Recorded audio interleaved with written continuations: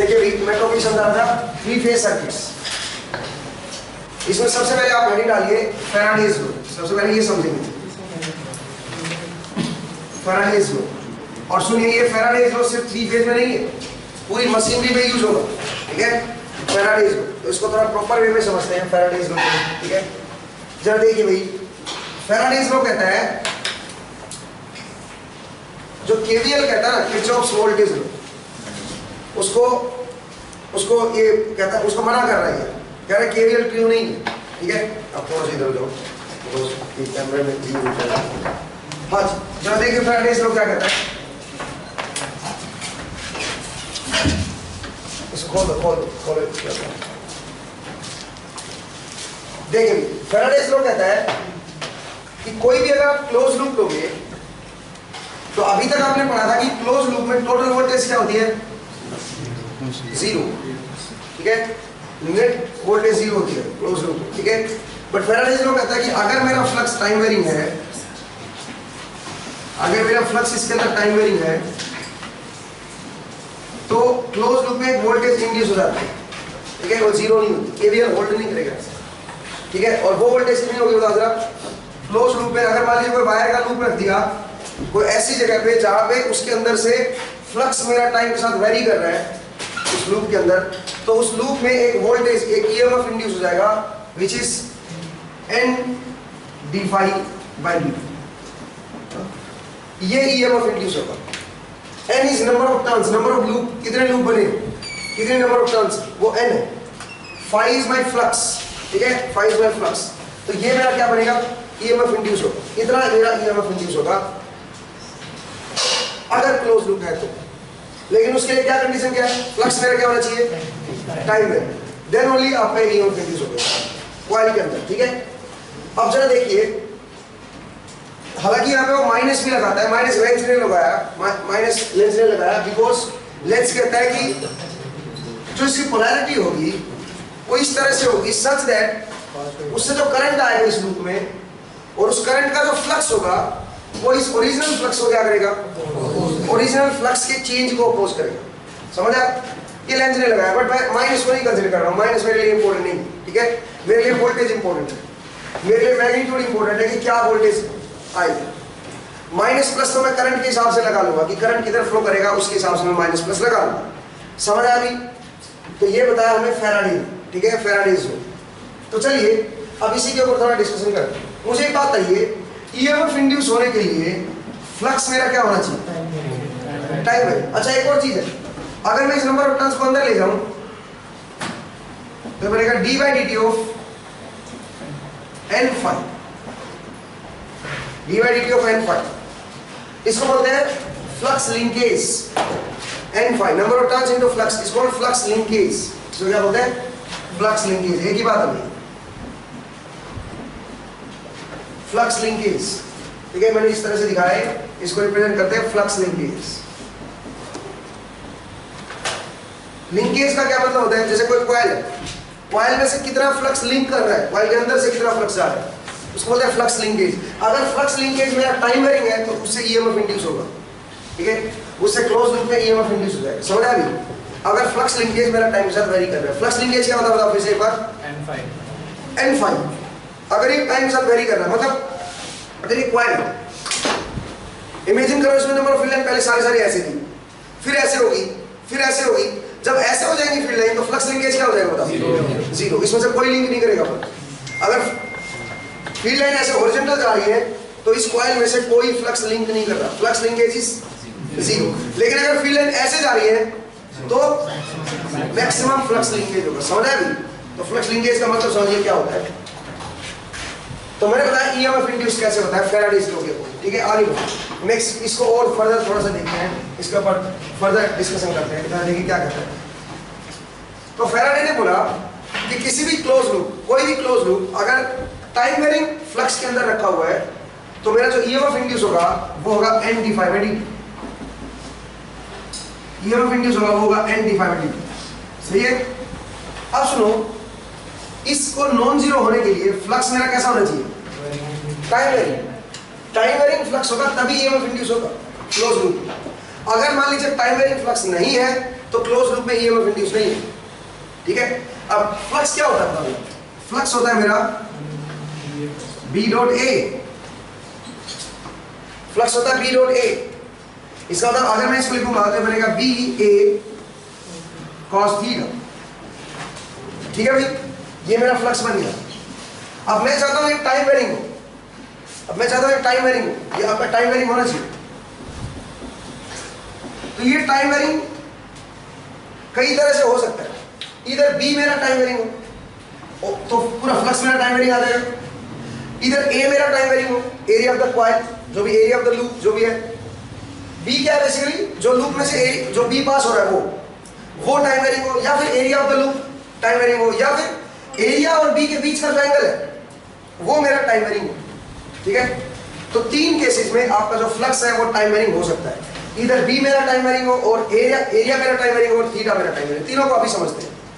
तो case number 1, case number 1 Faraday को सही समझिए भाई, बहुत जरूरत पड़ेगी आपको पूरी मशीनरी इसके ऊपर बेस्ड, ठीक है। सिंक्रोनस अल्टरनेट आपका इंडक्शन मशीन सब कुछ फैराडे लॉ, डीसी मशीन सब फैराडे लॉ, ठीक है। हालांकि टेस्ला ने पहली बार ये बनाया था, इंजीनियरिंग काम टेस्ला ने किया था, बट प्रिंसिपल जो था वो फैराडे का था, ठीक है। जरा देखिए केस नंबर 1, केस नंबर 1 में देखिए, केस नंबर 1 में हम बोलेंगे B इज टाइम वेरिंग। पहला case, if B is time varying, मान लीजिए B मेरा टाइम वेरिंग है, B मेरा टाइम के साथ चेंज हो रहा है, तो जरा देखते हैं फ्लक्स क्या होगा और ये कहां पे यूज होता है। B time varying, time varying flux कहां पे ईएमएफ इंड्यूस करता है, ठीक है। कौन सा ऐसा प्रैक्टिकल केस है जिसमें B मेरा टाइम के साथ वेरी करता है। तो जरा देखिए, मान लीजिए मेरे पास ऐसी एक कोर है, ऐसी एक कोर जिसकी एवरेज पाथ लेंथ कितनी है L, एवरेज को ऐसी एक लेंथ है, कोर है मेरे पास जिसकी एवरेज पाथ लेंथ है L।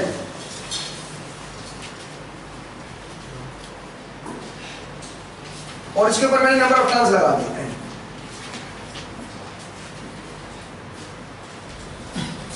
n number of turns लगा दी, इधर भी और इधर भी।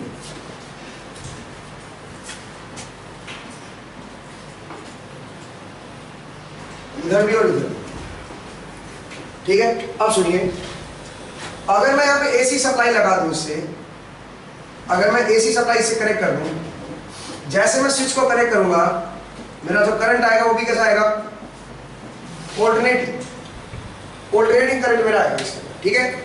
अब सुनो, अगर मेरा करंट ऑल्टरनेटिंग है, यहाँ पे एमएमएफ कैसा आएगा, ऑल्टरनेटिंग, और MMF divide by average path length, वो क्या बनेगा H, वो बनेगा H, सही बात है। MMF divide by average path length वो बनेगा इंटेंसिटी H, और H को अगर मैं म्यू से मल्टीप्लाई कर दूं तो क्या बन जाएगा B, magnetic flux density B, ठीक है, ये B बन जाएगा। अब मुझे बताओ, ये करंट मेरा टाइम वेरिंग है तो B भी मेरा क्या होगा, टाइम वेरिंग। इसका मतलब इसके अंदर जो मैग्नेटिक फ्लक्स डेंसिटी जो आ रही है B, वो कैसी है मेरी, टाइम वेरिंग। इस कोर के अंदर जो B आएगा मेरा, जो मैग्नेटिक फ्लक्स डेंसिटी आएगी वो मेरी टाइम वेरिंग आएगी, सही बात है। अब सुनो, इस कोर का एरिया बताओ कैसा है, एरिया तो कांस्टेंट है, ध्यान से देखो, इसका एरिया ऑलवेज क्या रहेगा, इसका cross section area always constant है, इधर का एरिया भी कांस्टेंट, इधर का एरिया भी कांस्टेंट, इधर का एरिया भी, और एरिया और बी के बीच का जो एंगल है वो भी कांस्टेंट है। कैसे, या तो एरिया इधर होगा, एरिया की डायरेक्शन इधर तो लेनी पड़ेगी ना आपको, क्रॉस सेक्शन एरिया की। मान लीजिए एरिया की डायरेक्शन में इधर ले लो, तो एरिया की डायरेक्शन तो फिक्स है, और बी मेरा ऑल्टरनेट कर रहा है, तो बी भी मान लीजिए एक इंस्टेंट पे इधर है तो एक इंस्टेंट पे इधर होगा, ऑल्टरनेट कर रहा है ना। तो इसका जो डायरेक्शन आएगी एरिया और बी के बीच की वो क्या होगी, इधर 0, दोनों सेम डायरेक्शन में, और 180 ऑपोजिट। मतलब cos थीटा की वैल्यू ऑलवेज क्या रहेगी, +-1 रहेगी, सीधी बात। मतलब आप ये कह सकते हो जो मेरा फ्लक्स है वो टाइम वेरिंग किसकी वजह से हुआ, बी की वजह से टाइम वेरिंग हुआ। एरिया मेरा कांस्टेंट है, थीटा मेरा कांस्टेंट है, थीटा इधर 0 होगा और 180 होगा, समझ रहे हो मेरा पॉइंट, ठीक है भाई।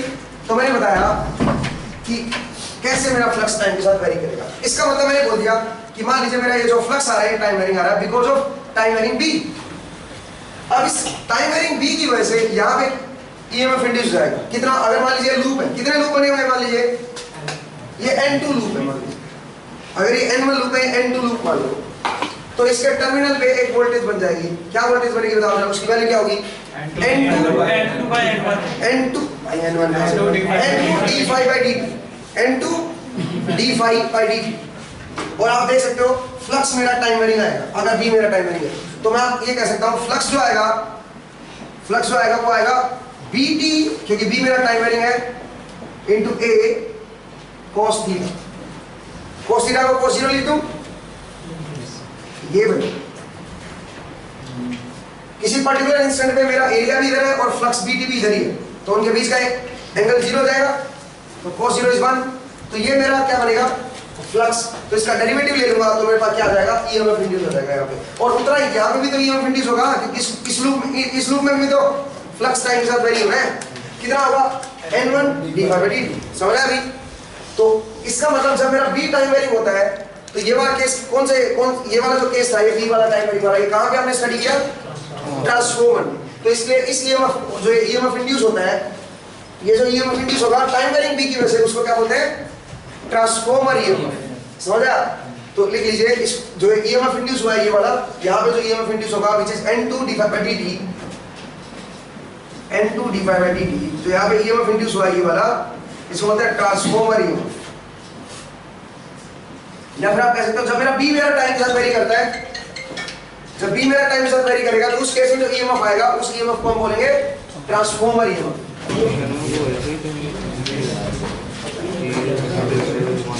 हाँ जी दोस्तों, तो जब भी मेरा B टाइम वेरिंग होता है और उससे जो EMF इंड्यूस होता है उसको क्या बोलते हैं?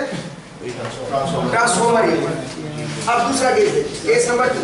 इसमें जो फ्लक्सेस होते हैं आपके प्लस माइनस में होता है, क्या चीज किसका? BT into A लिखा है। मैंने अज्यूम किया है कि जिस इंस्टेंट पे मैं डॉट पढ़ के ले रहा हूँ उस इंस्टेंट में A भी इधर है और B भी इधर है।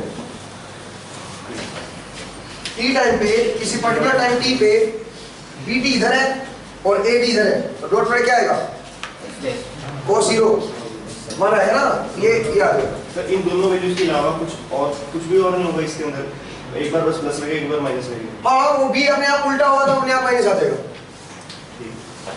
B अपने आप माइनस होगा तो अपने आप माइनस आ जाएगा। B अगर उल्टा होगा, मान लीजिए डायरेक्शन उल्टी होगी, तो अपने आप माइनस नहीं आ जाएगा ये फ्लक्स। ठीक है, तो बेसिकली वो तो मैंने T इंस्टेंट पे लिया ना, किसी T इंस्टेंट पे फ्लक्स कैसे आए, तो अगर इंस्टेंट को चेंज करोगे उस इंस्टेंट में B चेंज होगा तो फ्लक्स भी चेंज आएगा। सीधी बात है। तो ये तो जनरलाइज केस है ना, T इंस्टेंट पे देख लो। हाँ जी सर, जब B चेंज होगा उसकी डायरेक्शन रिवर्स होगी, मतलब I भी रिवर्स हो रहा है। हाँ, तो फिर जब हम ऐसे करके वो I की डायरेक्शन देखेंगे तो ना ये जो EMF इंड्यूस है ये I को डिसाइड करेगा फर्दर। ये I तो सप्लाई वाला I है, इसको मत देखो। इस I, ये I जो है ये अपोज थोड़ी ना करेगा फ्लक्स को, ये तो सपोर्ट करेगा, इसकी वजह से फ्लक्स पैदा हुआ है। ये EMF जो इंड्यूस हुआ है ये एक और करंट भेजेगा, एक और करंट इंड्यूस करेगा, वो अभी आया नहीं, आएगा लोड लगाएंगे तब। ठीक है, तो वो करंट इस फ्लक्स को अपोज करेगा। ठीक है, वो अभी बाद में आएगा, वो लेंस लॉ के अकॉर्डिंग आएगा, वो अभी नहीं। फिलहाल सिर्फ EMF इंड्यूस देखिए। आगे बढ़िए, नेक्स्ट तरह देखिए, केस नंबर 2।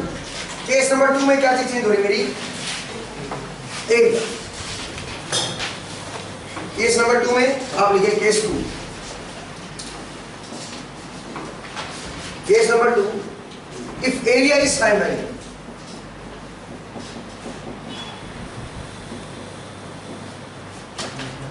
अगर मेरा एरिया टाइम वेरिंग, ठीक है, जरा देखिए एक केस समझा रहा हूं मैं। मान लीजिए मेरे वायर है और यहां पे मैंने कोई बल्ब लगा दिया और यहां पे कोई आयरन रोड रख दी मैंने,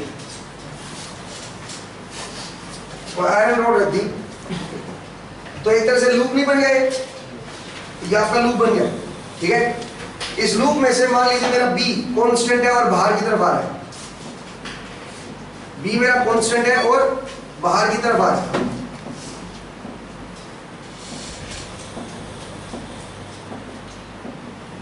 which is B note, B की वैल्यू मान लीजिए कांस्टेंट है और बाहर की तरफ आ रही है, और ये है B नोट के बराबर। ठीक है, बाहर भी है B वैसे।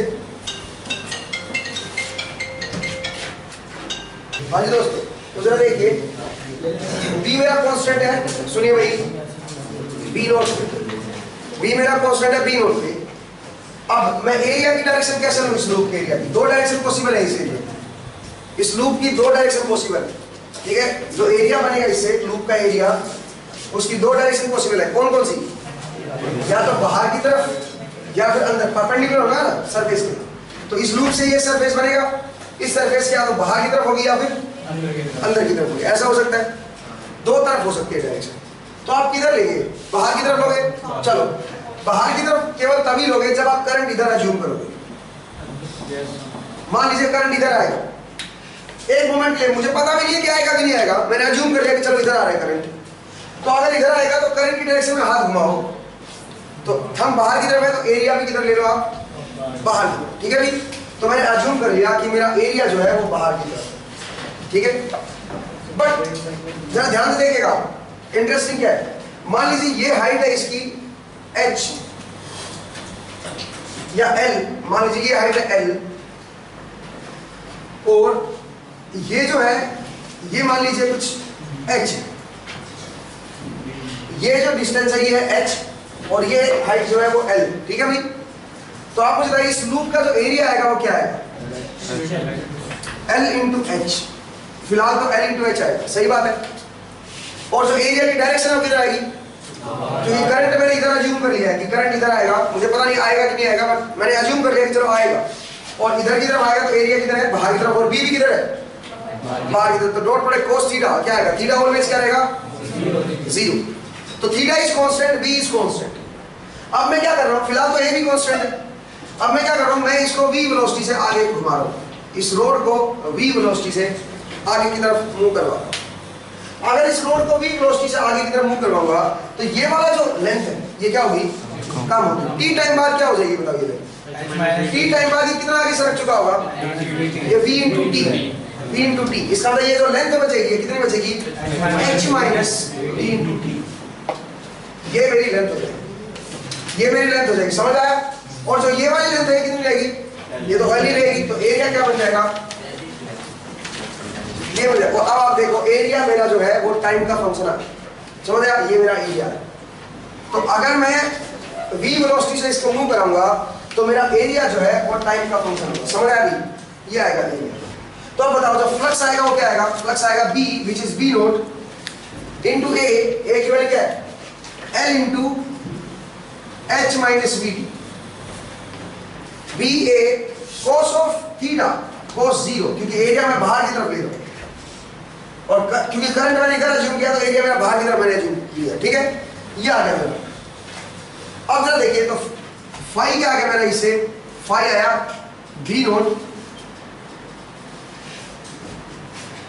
L H minus v naught L V T. क्या करें? सही बात है। अब इसका डेरिवेटिव लो, D phi by D T, बताओ क्या आया? Minus v naught L we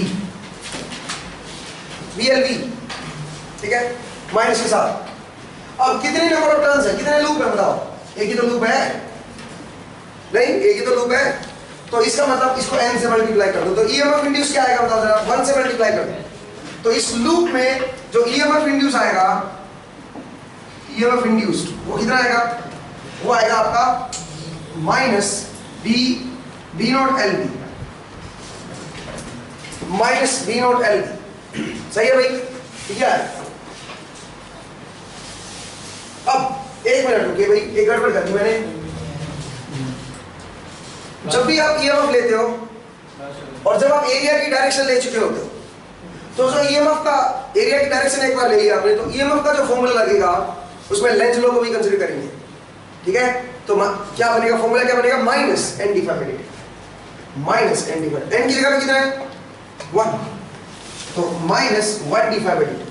अगर आप क्या ले चुके हो? एरिया की डायरेक्शन अज्यूम कर चुके हो, एरिया की डायरेक्शन ले चुके हो, तो लेंथ लो भी तो लेना पड़ेगा, लेंथ लो ले लो। अभी आपको पता होगा कैसे?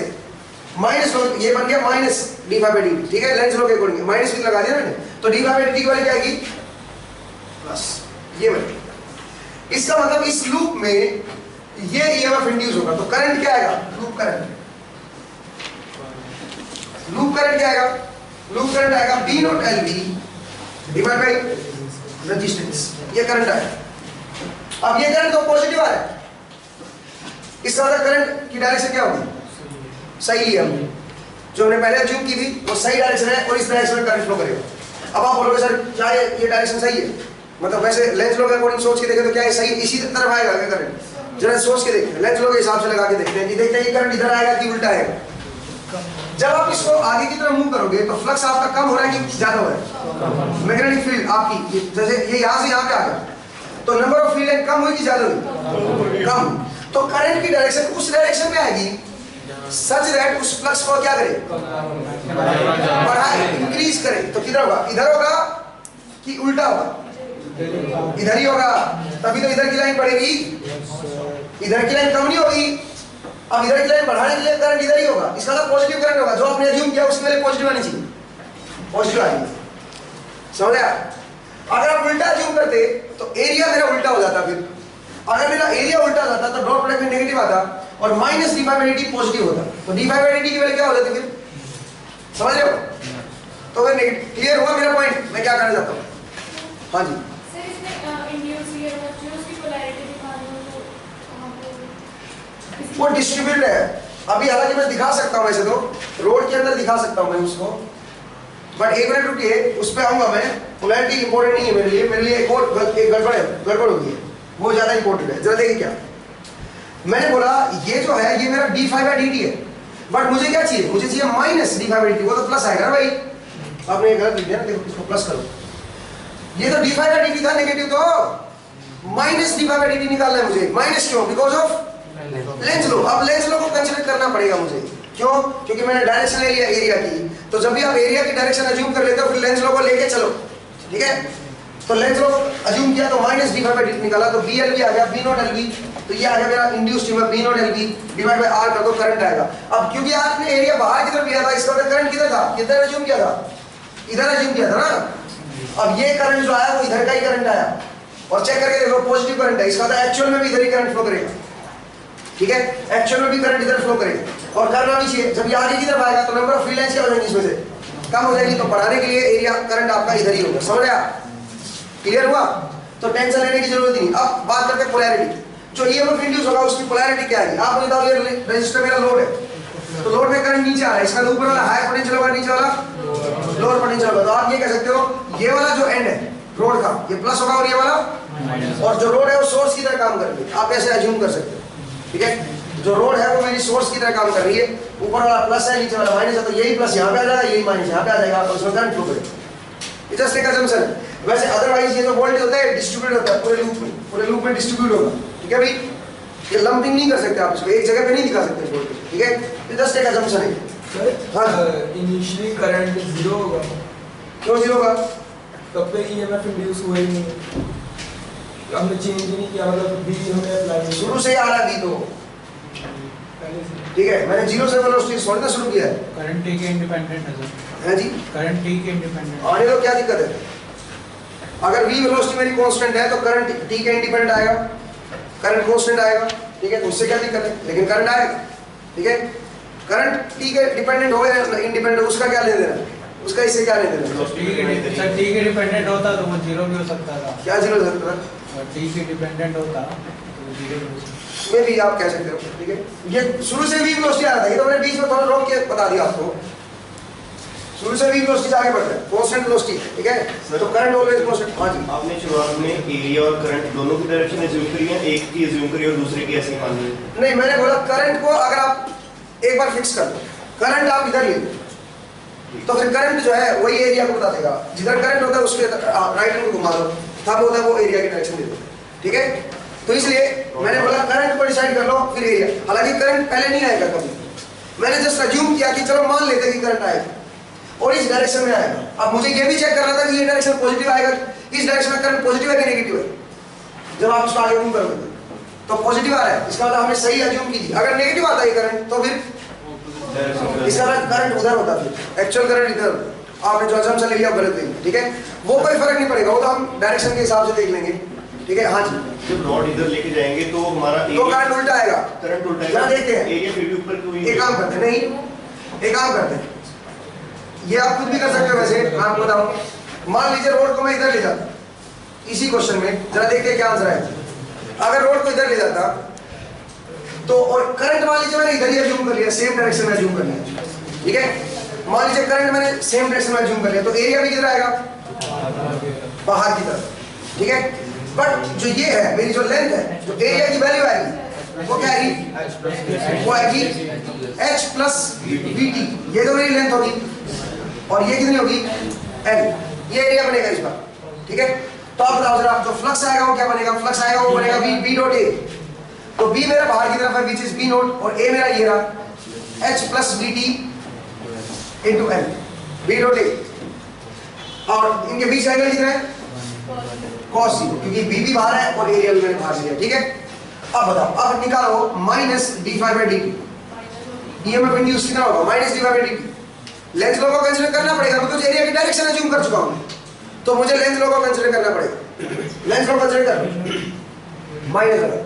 Minus D phi by D, इसका मतलब बताओ जरा क्या बनेगा, minus D phi by D से निकालो क्या बनेगा, minus B naught L, this is EMF induced. तो ईएमएफ इंड्यूस्ड इस बार कितना हुआ, बी नॉट एल, पहले क्या था पॉजिटिव, तो जो करंट आएगा वो क्या आएगा, वो आएगा minus BLV divide by R। इसका मतलब जो आपने करंट अज्यूम किया है उसका ऑपोजिट फ्लो करेगा इस बार, समझ आया, इस बार उल्टा करंट फ्लो करेगा, और करना भी चाहिए क्योंकि जब आप इसको इधर ले जा रहे हैं तो number of field and loop में क्या हो रही है, बढ़ रही है, तो उनको अपोज करना चाहिए, अपोज करने के लिए करंट उधर होना चाहिए सो दैट उसका फ्लक्स उल्टा है। आप समझ रहे हो, क्लियर है मेरा पॉइंट, समझ आया आपको। तो इस तरह से आपका ये आप निकाल सकते हो, इस तरह से आप निकालिएगा कि करंट को पहले अज्यूम कर लो, उससे एरिया आ जाएगा।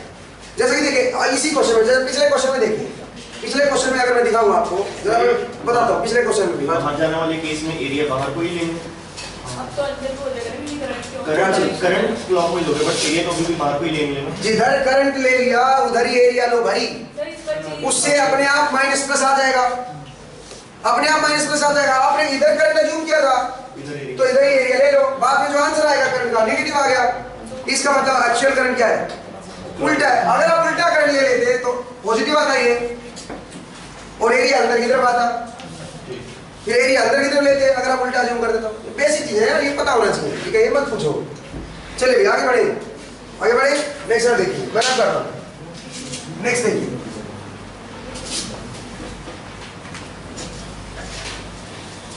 आगे बढ़ते हैं, अब ट्रांसफर वाला केस भी देख लो एक बार। आप बोलोगे सर उसमें तो आपने बताया नहीं है। ट्रांसफर वाले केस में देखिए, ट्रांसफर वाले केस में इस तरह की कोड थी मेरी, देखिएगा उस केस को भी मैं थोड़ा सा एक्सप्लेन कर दूं इसी तरह से।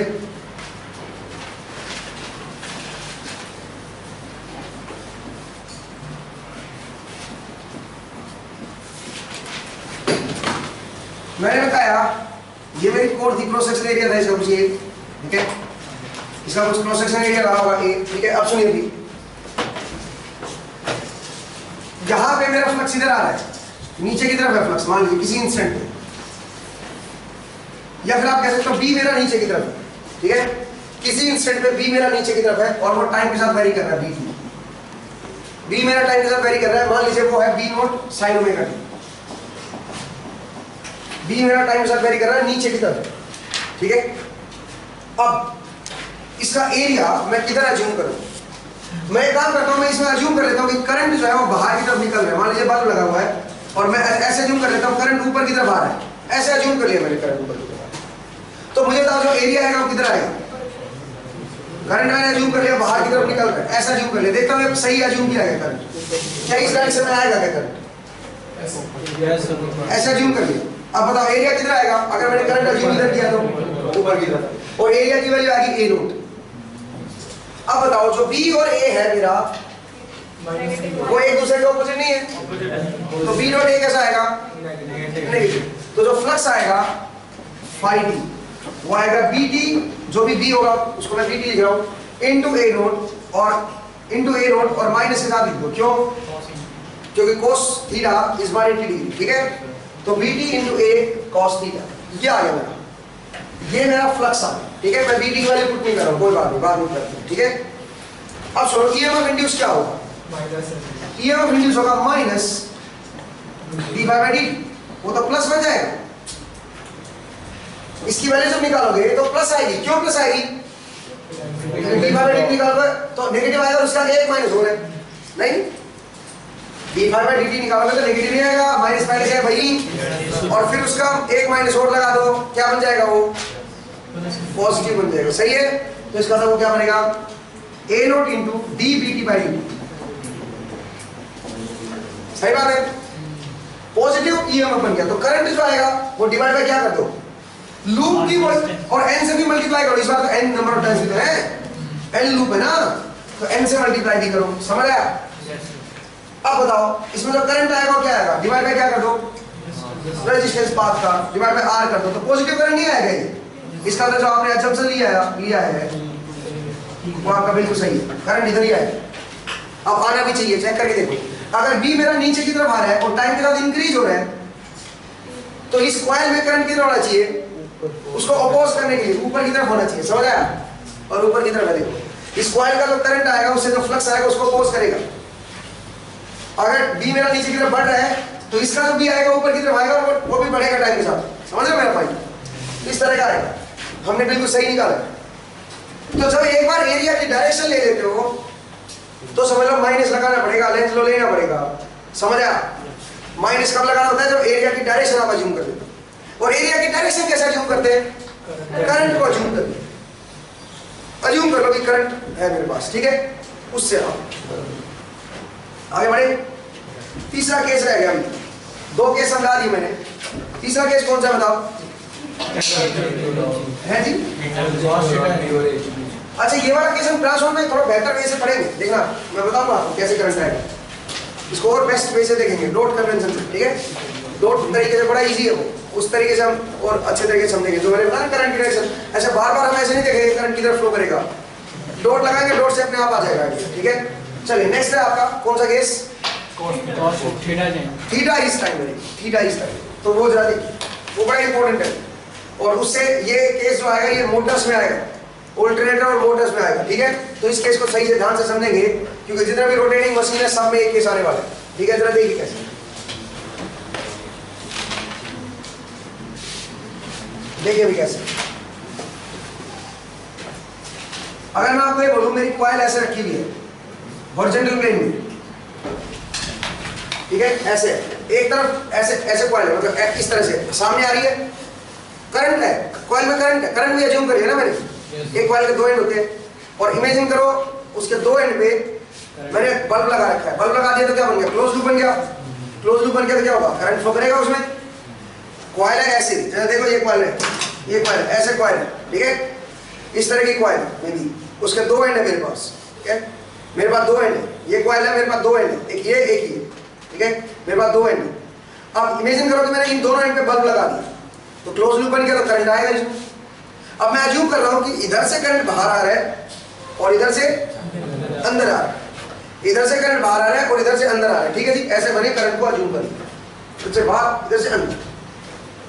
अगर मैं ये अजम्पशन फॉलो करूं, अगर इस तरह से अज्यूम कर लूं तो जरा देखते हैं कि क्या होगा। इसके एन लूप है, ध्यान रखना, इसको मैं बार बार नहीं दिखा रहा हूं, मतलब घुमा के दिखा नहीं सकता ना मैं, 2D में क्या दिखाऊं भाई, ये बाहर की तरफ करंट आ रहा है, इसमें अंदर की। इसका एरिया बताओ क्या होगा, इधर से इधर घुमाओ ना हाथ को ऊपर इधर, तो एरिया आएगा ऊपर की, और कांस्टेंट है क्योंकि कॉइल मेरी फिक्स है, कॉइल मेरी फिक्स है, मैं चेंज नहीं कर रहा कॉइल को, इसका मतलब एरिया मेरा कांस्टेंट है, ठीक है, विच इज ए नो, समझ आया अभी। अब इमेजिन करो कि मैं इस कॉइल के अंदर, जो मेरी ऐसी कॉइल है, ध्यान से देखना भाई, जो मेरी ऐसी कॉइल है वो एक मशीन के स्टेटर के अंदर फिक्स है। एक मिनट के लिए ये अज्यूम करो, ये जो कॉइल है ये मशीन के स्टेटर के अंदर फिक्स है, यहां पे डॉट, यहां से करंट बाहर आ रहा है और यहां से अंदर आ रहा है, फिक्स है इसके स्टेटर के अंदर। अब मैं क्या कर रहा हूं, जो एक कॉइल है उसके अंदर मैग्नेट को चेंज कर रहा हूं, चेंज नहीं कर रहा, मतलब परमानेंट मैग्नेट लिए मैंने, नॉर्थ एंड साउथ कांस्टेंट लिए,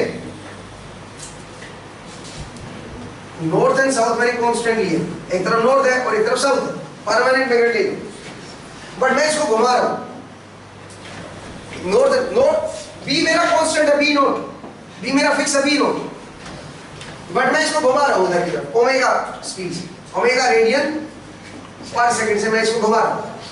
तो बी भी मेरा फिक्स है, बी कितना फिक्स है बता जरा, बी बी नोट पे फिक्स है, बट जो एंगल है किसके बीच का एंगल, फिलहाल बी भी इधर है, इस इंस्टेंट जब मेरा नॉर्थ इधर है तो बी भी नॉर्थ से निकलेगा ना, तो बी भी मेरा इधर है और एरिया भी इधर है, तो बीच में एंगल कितना है, जीरो, फिलहाल तो जीरो है, बट जैसे ये इधर घूमेगा, जैसे मेरा मैग्नेट उधर घूमेगा क्या होगा बताओ, जैसे ये उधर घूमेगा एरिया तो मेरा इधर ही रहेगा, बी नोट मेरा बदल जाएगा, एरिया ए नोट तो इधर ही रहेगा, बट जो बी नोट की डायरेक्शन है वो घूम जाएगी, सही बात है, कितना घूम जाएगी बता जरा, ओमेगा टी, ओमेगा टी घूम जाएगा, सही बात है भाई, कोई दिक्कत है बताओ, ओमेगा टी घूम जाएगा।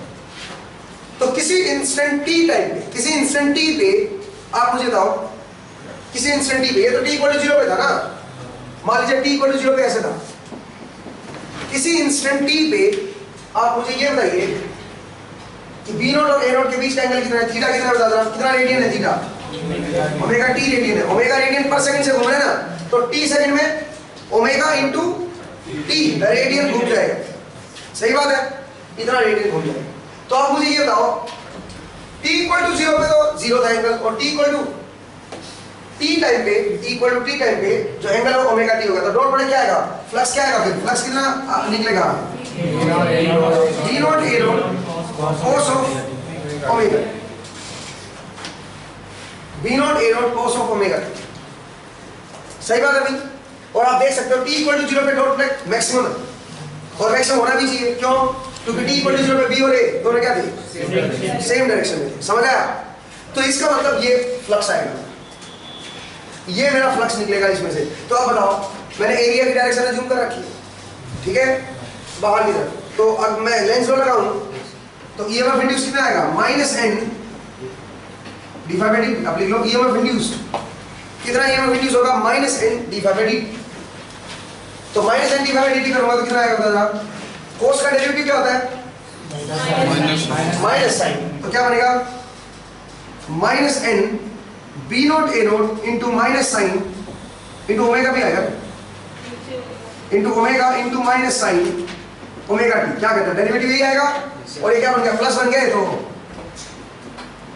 N B naught A naught into omega sine omega, कितना ईएमएफ इंड्यूस होगा, इतना ईएमएफ, और ये पॉजिटिव ईएमएफ आया, तो जो करंट आएगा वो भी क्या आएगा, इसका मतलब जो आपने डायरेक्शन अज्यूम किया करंट की वो ऐसे, जब ये इधर घूमेगा तो करंट ऐसे निकलेगा, इधर से डॉट इधर से क्रॉस, ऐसा ही निकलेगा, आपने बिल्कुल सही अज्यूम किया, समझ आया। तो ये मेरा ईएमएफ इंड्यूस हो जाएगा इसके अंदर। अगर मैं इसके दो टर्मिनल दिखाऊं आपको, मान लीजिए जो कॉइल है उसके दो टर्मिनल जो निकल रहे हैं, एक साइड ये है, एक साइड ये है कॉइल, ऐसे में हालांकि 2D में दिखा तो नहीं सकता, ऐसे इधर से करंट बाहर आ रहा था और इधर करंट क्या क्या कर रहा था, अंदर जा रहा था, और ये यहाँ पे मैंने बल्ब लगा दिया मान लीजिए, तो बल्ब में करंट इधर से आ रहा है और इधर जा रहा है, इसका इधर प्लस है और इधर क्या है, माइनस, मतलब ये वाला जो सिरा है ये पॉजिटिव एंड को दिखा रहा है, और ये वाला सिरा नेगेटिव एंड, और वोल्टेज का डिफरेंस कितना है इन दोनों के बीच, N B naught A naught omega sine omega, समझ आया, साइनसॉइडल वोल्टेज पैदा होगी, साइनसॉइडल वोल्टेज पैदा होगी, आपको समझ आया, वोल्टेज मेरी एसी पैदा होगी, यहाँ पे एसी वोल्टेज बनेगी, इसको बोलते हैं single phase alternate, single phase की सप्लाई मेरे पास बनी है, कोई दिक्कत तो नहीं है, परेशानी तो नहीं है, आपको समझ आया पूरा केस, एक्सपेरिमेंट देखेंगे अभी हम इस पे, ठीक है।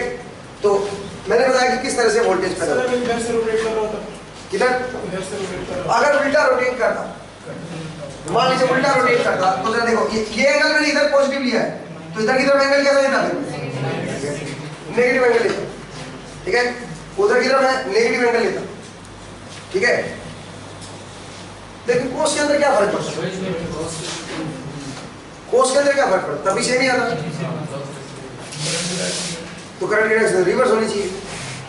अब बताओ क्या करें, अगर ये उल्टा रोटेट करता, इधर की तरफ रोटेशन ले लेता, फिर क्या क्या करता, फिर तब भी करंट की डायरेक्शन सेम रहती क्या, या उल्टी हो जाती है। अगर रोटेशन में उल्टा कर दूं तो ऑब्वियसली मेरा ये ओमेगा उल्टा हो जाएगा ना। अब ठीक है, एंगल पे कोई फर्क नहीं पड़ेगा, ये तो माइनस हो जाएगा, बट ओमेगा भी तो उल्टा हो जाएगा पिछले ओमेगा से, तो यहाँ पे माइनस नहीं आ जाएगा, के अंदर भी तो ओमेगा है और नहीं भाई देखो cos के अंदर माइनस ओमेगा है, अब इसका डेरिवेटिव लो, या एक काम करो इसको ओमेगा ही पढ़ा रहने दो और अज्यूम कर लो कि ओमेगा मेरा क्या है, ऑपोजिट है पिछले ओमेगा से, तो इसको यहाँ पे ओमेगा लिख लो, ठीक है, इसको तो यहाँ पे ओमेगा लिख लो, पर मेरे दिमाग में क्या चल रहा है, मेरे दिमाग में चल रहा है, मैंने सोच रखा है, ये लिखा हुआ है मैंने अलग से कि omega is opposite to the previous case, तो ये बाहर निकलेगा ऐसे, ठीक है, कोस का माइनस साइन बनेगा, लेकिन ओमेगा भी तो बाहर निकलेगा, इसका मतलब ये ओमेगा पिछले ओमेगा से क्या है, ऑपोजिट है, इसलिए अपने आप माइनस आ जाएगा, समझा? ओमेगा साइन ओमेगा टी है। ओ यार इसका हिसाब किताब कर दिया ना मैंने, ऑपोजिट था तो बाहर ले तो लिया माइनस, इसके अंदर मत लो, इसके अंदर माइनस कंसीडर कर चुका हूं मैं, इसके अंदर माइनस ले लिया मैंने, तभी तो एक प्लस बन गया, कोस का माइनस प्लस होता है, इसका मतलब वो माइनस कंसीडर कर चुका हूं आपने, अब जो बाहर आएगा उसका एक और माइनस कंसीडर करना है, आप कहोगे सर कोस उल्टा है, ओमेगा उल्टा है, तो माइनस ले लिया भाई मैंने अंदर माइनस ले तो लिया, माइनस कोस जो होता है वो कोस ही तो होता है, तो इसका मतलब अंदर वाला माइनस तो कंसीडर हो चुका है इसी के अंदर, कोस के अंदर हो चुका है, आप क्लियर हुआ मेरा पॉइंट? या फिर एक काम करो ना, इस ओमेगा को पॉजिटिव ले लो, ओमेगा को पॉजिटिव ले लो ऑलवेज, इधर भी पॉजिटिव है इधर भी पॉजिटिव है, लेकिन अगर मैं दो को कंपेयर करूं, इसको इस ओमेगा को और इस ओमेगा को कंपेयर करूं, ये ओमेगा एक केस में कौन सा है, आंसर दोनों केस में यही आएगा, आंसर दोनों केस में यही आएगा, चाहे वो इधर घूमे चाहे इधर घूमे, बट फर्क क्या है दोनों में, ओमेगा का फर्क है, ये तो एंगल है, इसमें नहीं चेंज करना ओमेगा को, क्यों? क्योंकि एंगल तो ऑलवेज क्या होता है टाइम के साथ बढ़ता है, तो इसमें ओमेगा बढ़ेगा ही बढ़ेगा, इसमें प्लस माइनस का कोई केस नहीं बनेगा, इसमें बनेगा प्लस माइनस का केस, अगर आप उल्टा घुमा रहे हो तो ये उल्टा हो जाएगा, अंदर वाला ओमेगा नहीं उल्टा करना, आप समझेगा मेरा पॉइंट, क्योंकि अंदर वाला ओमेगा तो थीटा को रिप्रेजेंट कर रहा है और थीटा ऑलवेज क्या होगा, इंक्रीज करेगा, आप समझ रहे हो, अंदर वाले थीटा को क्यों देख रहे हैं, बाहर वाले ओमेगा को देखिए ऑपोजिट डायरेक्शन में, तो ये उल्टा हो जाएगा, समझ रहे हो मेरा पॉइंट?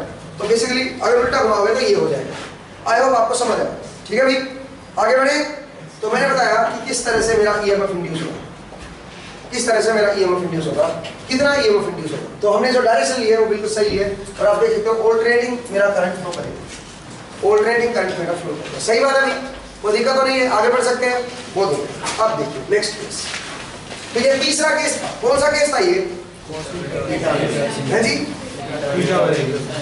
जब थीटा मेरा टाइम वेरिंग हो, इसको बोलते हैं मोशनल ईएमएफ, इस केस में जो ईएमएफ इंड्यूस होता है उसको क्या बोलते हैं, मोशनल ईएमएफ, ठीक है, मोशनल, ठीक है, मोशनल ईएमएफ,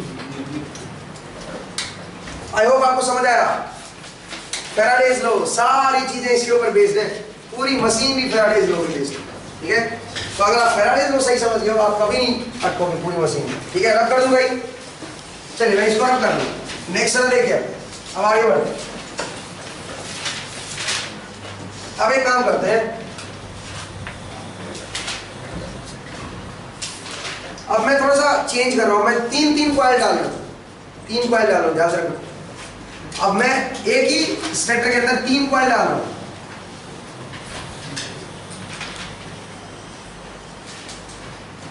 ठीक है, एक कॉइल यहां पे, इसको मैंने बोल दिया ए डैश, और यहां पे मैंने करंट को डॉट अज्यूम कर लिया, यहां पे क्रॉस अज्यूम कर लिया, ये जस्ट अजम्पशन है, देखूंगा कि इधर ही करंट फ्लो करेगा, क्योंकि करंट से मेरा एरिया आ जाएगा ना, तो मैंने जस्ट अज्यूम कर लिया कि इधर मान लीजिए डॉट है, इधर क्रॉस है, करंट, ये एक बार अजम्पशन ले लो, ठीक है, उससे आपको दिक्कत नहीं आएगी, ठीक है, जस्ट एक तरीका है सॉल्व करने का, अगर ए इधर लिया तो इससे 120 डिग्री पे मैं बी ले रहा हूं, मैकेनिकल एंगल 120 डिग्री, ठीक है, तो यहां पे आ गया हूं मैं, यहां पे मैंने डॉट ले लिया, ये मैंने बी बोल दिया, और यहां पे बी डैश बोल दिया, ये कॉइल नंबर 2 है, और इससे बी से फिर कितना है, बी से फिर आ जाओ आप 120 डिग्री इधर, तो यहां पे लिख लो सी, और ये क्या बन गया मेरा सी डैश, ठीक है जी, ये मेरा उससे 120 डिग्री और, ठीक है, तो इस तरह से मैंने लिया, इधर ए, इधर बी और इधर सी, ठीक है, अब सुनो, आगे मैं क्या कर रहा हूं, वही नॉर्थ साउथ यहां पे ले रहा हूं, ये मेरा नॉर्थ ले रहा हूं, और नीचे मेरा मैं साउथ ले रहा हूं,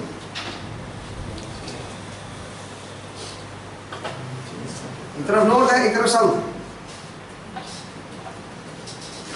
ठीक है, परमानेंट मैग्नेट ले लिया मैंने, और इसके ऊपर डीसी सप्लाई दे दिया, तो तभी तो परमानेंट मैग्नेट बनेगी,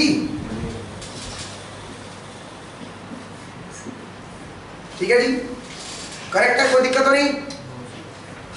अब सुनिए, सबसे पहले ए ए डैश में देखते हैं कितना ईएमएफ इंड्यूस होगा, वो तो हम पहले कर चुके हैं। कितना है वी ए ए डैश, कितना आएगा बताओ जरा, इन दोनों पॉइंट के बीच, इस कॉइल के दोनों टर्मिनल के बीच कितना ईएमएफ इंड्यूस होगा, ऐसा तो लेता डॉट क्रॉस, हाँ जी कितना होगा बताओ जरा, N B naught into A naught omega into sine omega T, इतना ईएमएफ इंड्यूस हुआ, सही बात है। अब आइए बी बी डैश, अब आइए बी बी डैश। अब सुनो मुझे एक बात बताओ जरा, बी बी डैश के बारे में जरा देखते हैं। टी इक्वल टू 0 पे बी मेरा इधर है, बी नोट, और इसका एरिया किधर है कॉइल का, इस बी बी डैश कॉइल का, इधर से निकल रहा है करंट और इधर से वापस आ रहा है, तो हाथ घुमा, इधर से निकल रहा है और इधर वापस आ रहा है, उल्टा आ रहा है, तो ऐसे घूम के ऐसे आ रहा है ना,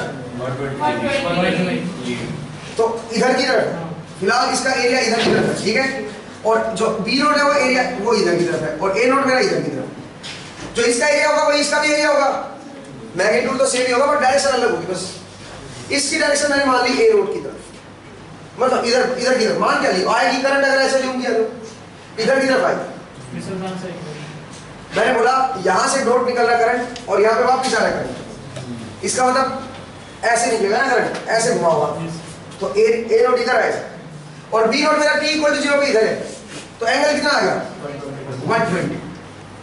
लेकिन टी इक्वल टू 0 पे नहीं देखना मुझे तो T equal to T time पे देखना है, तो टी टाइम पे घूम जाएगा तो कितना हो जाएगा एंगल हो जाएगा 120, तो टी इक्वल टू 0 पे था तो उसमें कितना हो गया minus omega T, 120 minus omega T, क्या करें, सही बात है। तो इसका मतलब जो बी डॉट ए आएगा तो फ्लक्स आएगा फाई टी, फाई टी कितना आएगा, फाई टी आएगा B naught into A naught into cos of, बताओ कितना आया 120 डिग्री माइनस ओमेगा टी, सही बात है, ये कोस थीटा ये तो होता है। अब मैं इसको ऐसे भी लिख सकता हूं B naught into A naught into cos of omega T minus 120, एक ही बात है, सच है भाई। अब बताओ minus N D phi by D T करके देखो, इसमें भी नंबर ऑफ टर्न्स एन है मान लीजिए, तो बताओ जरा एन यही वोल्टेज ईएमएफ इंड्यूस होगा ना इस कॉइल में, बताओ कितना होगा ईएमएफ इंड्यूस, कोस का डेरिवेटिव होगा तो माइनस साइन होता है और एक माइनस पहले से बाहर है, प्लस बन जाएगा, क्या बनेगा B naught into A naught into omega, number of turns बाहर है, sine of omega T minus 120 degree, समझ आया आपको। इसका मतलब B B dash point number B B dash, और ये पॉजिटिव वोल्टेज आई है, मतलब जो आपने असम्पशन लिया करंट का वो बिल्कुल सही है, यहां से करंट निकलेगा और यहां पे अंदर जाएगा, इसका मतलब ये टर्मिनल कौन सा होगा पॉजिटिव, सोर्स के पॉजिटिव कॉइल सोर्स की तरह काम करेगी ना, तो सोर्स में से पॉजिटिव से करंट ऑलवेज क्या होता है निकलता है, अगर वो पावर डिलीवर कर रहा है, ठीक है, तो इसका ये पॉइंट पॉजिटिव आएगा, ये नेगेटिव आएगा, बिल्कुल सही अज्यूम किया, पिछले में ये पॉजिटिव था और ये नेगेटिव था, बिल्कुल सही असम्पशन लिया। और वोल्टेज जो आएगी बी बी डैश की बात वो क्या आएगी, वो आएगी N B naught A naught omega sine of omega T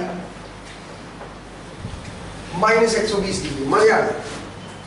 तो अब तो फिर तो आप सी सी डैश आप खुद सोच सकते हो, करो जरा सी सी डैश के बारे, ठीक है सर। जो ये कॉस का एंगल होता है वो बी और ए के एंगल का डिफरेंस होता है बस, कॉस का एंगल, हाँ बी और ए के बीच का, तो वो तो 120 है, फिर यहाँ पे आपने माइनस 120 का है, टी इक्वल टू 0 पे है 120, T equal to time T पे देखो, क्योंकि फ्लक्स हम टी टाइम पे निकालते हैं, टी इक्वल टू 0 पुट करोगे तो आएगा 120 degree, T equal to T time पे घूम चुका है यार, शुरू में ऐसे था, ए मेरा ऐसे था, बी मेरा ऐसे था, 120 था, T equal to T time पे बी मेरा इधर घूम चुका है भाई, कितना घूम चुका है ओमेगा टी घूम चुका है, ओमेगा रेडियन पर सेकंड से घूम रहा है ना, ठीक है, तो एक सेकंड में ओमेगा रेडियन घूम रहा है, तो टी सेकंड में कितना घूमेगा ओमेगा टी रेडियन, तो ओमेगा टी रेडियन घूम चुका है, तो एंगल कितना होगा 120 माइनस ओमेगा, समझ आया मेरा पॉइंट, ठीक है, तो ये बनेगा। नेक्स्ट आप सी के बारे में बताइए, नेक्स्ट आप सी के बारे में बताइए, सी के बारे में बताइए क्या होगा, बोलो भाई है जी minus 240 B C C dash क्या आएगा N B naught A naught omega sine of omega T minus 240 या प्लस 120 आएगा। माइनस 240 को प्लस 120 लिख सकते हो। सही लिखा है क्या मैंने? चेक करके देखें, चेक करके देखते। देखिए मुझे एक बात बताओ, शुरू में t इक्वल टू 0 पे b नोट इधर है और a नोट किधर है? c डैश का। c इधर है, डॉट इधर है, डॉट। तो अब बताओ करंट इधर से निकल के और इधर जा रहा है वापस, उसके बाद इधर से इधर जा रहा है, तो हाथ घुमाओ किधर आएगा? इधर। इधर एरिया इधर है और ये इधर है, तो टोटल एंगल कितना हो गया? इधर इधर आया ना एरिया इसका। टोटल एंगल यहाँ से देखो 120 ये था तो 120 है 240। तो जब ये घूमेगा तो एंगल कम नहीं होगा, फिर 240 माइनस ओमेगा, यहाँ पे 240 माइनस ओमेगा टी, फिर उसको ओमेगा टी माइनस 240 लिख लो। ये बन गया सी सी डैश। इसको मैं ऐसे भी लिख सकता हूँ N B naught A naught into omega sine of omega T plus 120, omega T plus 120। समझ आएगा आपको? ठीक है, तो इसका मतलब है ये मेरी सी फेज की वोल्टेज बनेगी बी सी सी डैश। ठीक है जी, बहुत बढ़िया। तो 3 कॉइल थी, तीनों कॉइल के टर्मिनल पे वोल्टेज आती है। ठीक है, अब मेरे पास कितने कनेक्शन बाहर है, कितने वायर बाहर है? 6 वायर बाहर है, 6 वायर मेरे पास बाहर है। अब 6 वायर के कनेक्शन करूंगा मैं, डिपेंडिंग ऑन द कनेक्शन। 2 तरह के कनेक्शन पॉसिबल है। किस तरह से मैं उनको कनेक्ट कर रहा हूँ 6 वायर को, उससे मेरे पास 2 तरह के कनेक्शन बनेंगे। एक होता है स्टार और एक होता है डेल्टा। इसका मतलब मेरे पास ये सोर्स आ गया। अब मैं इन कॉइल को ऐसे दिखा देता हूँ, एक कॉइल है ए डैश, एक कॉइल है बी बी डैश और एक कॉइल मेरी सी सी डैश। आपस में 120 डिग्री पे रखी हुई है मैकेनिकल एंगल इनके बीच 120 डिग्री है, और इनके पास जो ईएमएफ पैदा हो रहा है वो भी 120 के डिफरेंस पे हो रहा है, लैग कर रहा है। पहले मैक्सिमम इसमें आएगा। अगर मैं दिखाऊं तीनों को एक साथ, अगर इनको प्लॉट करूं ए डैश बी बी डैश और सी सी डैश को अगर मैं दिखाऊं आपको, उनका जो ग्राफ है वो जरा देखिए कैसे बनेगा टाइम के रेस्पेक्ट में। तो वोल्टेज को अगर मैं दिखाऊं तो जरा देखिए कैसे बनेगा। मैं इसको रब कर दूं क्या पहले मुझे तब? सर हमने जो बी नॉट और ए नॉट बीच में एंगल लिखा है वो ओमेगा टी माइनस 120 लिखा है टी टाइम पे। Yes sir. Omega T minus 120 नहीं, 120 माइनस ओमेगा टी लिखा है, 120 माइनस ओमेगा टी लिखा। फिर मैंने कोस के अंदर था तो माइनस ले लिया। सर तो यहाँ पे अगर रोटर क्लॉकवाइज घूम रहा है तो ओमेगा नेगेटिव नहीं होगा, प्लस हो जाएगा। क्या चीज? मतलब अगर रोटर ओमेगा नेगेटिव पॉजिटिव तो अपने आप आ जाएगा इसमें, डोंट वरी, इससे कोई फर्क नहीं पड़ेगा भाई। अगर ओमेगा उल्टा घूम रहा है तो ये सी कॉइल की तरह बिहेव करेगी और ये कॉइल सी वाली जो है वो कैसे बिहेव करेगी? बी की तरह बिहेव करेगी, उल्टा रोटेट कर रहा है। उसके बाद बी आएगी ना, फिर ए के बाद सी आएगी, फिर उसमें अगर इधर रोटेट करोगे तो ए के बाद क्या आएगी? बी। तो जो बी में वोल्टेज पैदा हो रहा है वो सी में पैदा होगा अगर ये उल्टा रोटेट करेगा, क्योंकि ए के बाद फिर सी आएगा। समझ रहे हो? वही इफेक्ट फिर सी में आ जाएगा। तो प्लस 120 वाला फिर बी में आ जाएगा। बिल्कुल अभी सी में आ रहा है ना, प्लस 120 सी में आ रहा है ना इसमें। अब वही चीज फिर बी में आ जाएगी अगर आप उल्टा रोटेट करोगे। कंफ्यूज मत हो यार, सिंपल सा केस है, उसको सिंपल की तरह लेके चलो। ठीक है, आगे बढ़े भाई।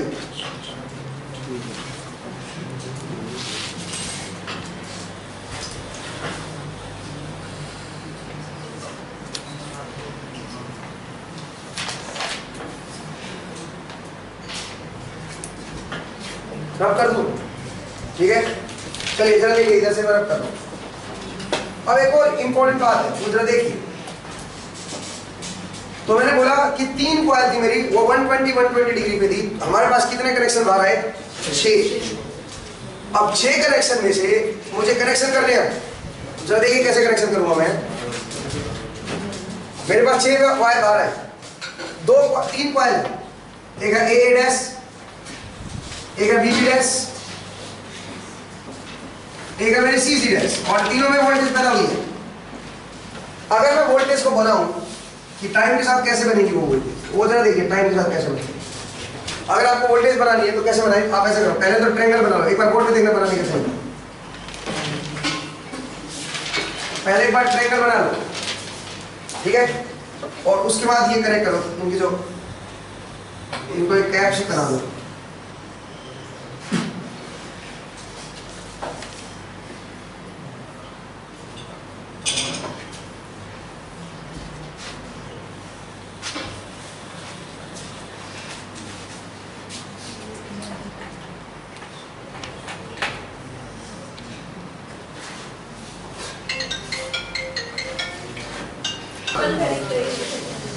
हाँ जी दोस्तों, कहाँ पे थे हम लोग? ये क्या बन गया? ये बन गया बी ए ए डैश। ये साइन वेव है ना, देखो ध्यान से, ये साइन वेव नहीं है, ये साइन वेव है तो ये बन गया बी ए ए डैश। अच्छा ये क्या है फिर? ये बी बी डैश है। क्यों? क्योंकि 120 डिग्री पीछे है इसका, जीरो क्रॉसिंग, जीरो से पॉजिटिव की तरफ जो जा रहा है पॉइंट वो 120 डिग्री पीछे है इसका, तो ये क्या बन गया? B B dash. तो फिर ये क्या बना फिर? ये बन गया बी सी सी डैश। समझ आया अभी? इस तरह तीनों एक साथ मैंने दिखा दिया। इसका तो तीनों का मैक्सिमा सेम है, बट अलग अलग टाइम पे आएगा मैक्सिमम। इसका ये मतलब नहीं है कि तीनों में सेम वोल्टेज होगी, ना ना ना, वोल्टेज सेम, मैक्सिमम सेम होगी, बट उसकी जो वैल्यू आएगी मैक्सिमम की वो अलग अलग टाइम पे आएगी। समझ आया मेरा पॉइंट? में क्या करेंगे? इसका मैक्सिमम इस टाइम पे है तो इसका मैक्सिमम थोड़ा पीछे आएगा फिर दूसरे फेज का, ठीक है? और आप कुछ सोच सकते हो पीछे आना भी चाहिए, पीछे ना है कॉइल, नहीं समझे? एक्चुअल पोजीशन देखो ना, पीछे है। आई होप आपको समझ आया तीन फेज कैसे बनते हैं, ठीक है? अब कनेक्शन पे आता है। अब देखिए 3 फेज कनेक्शन, 3 फेज कनेक्शन वो देखते हैं।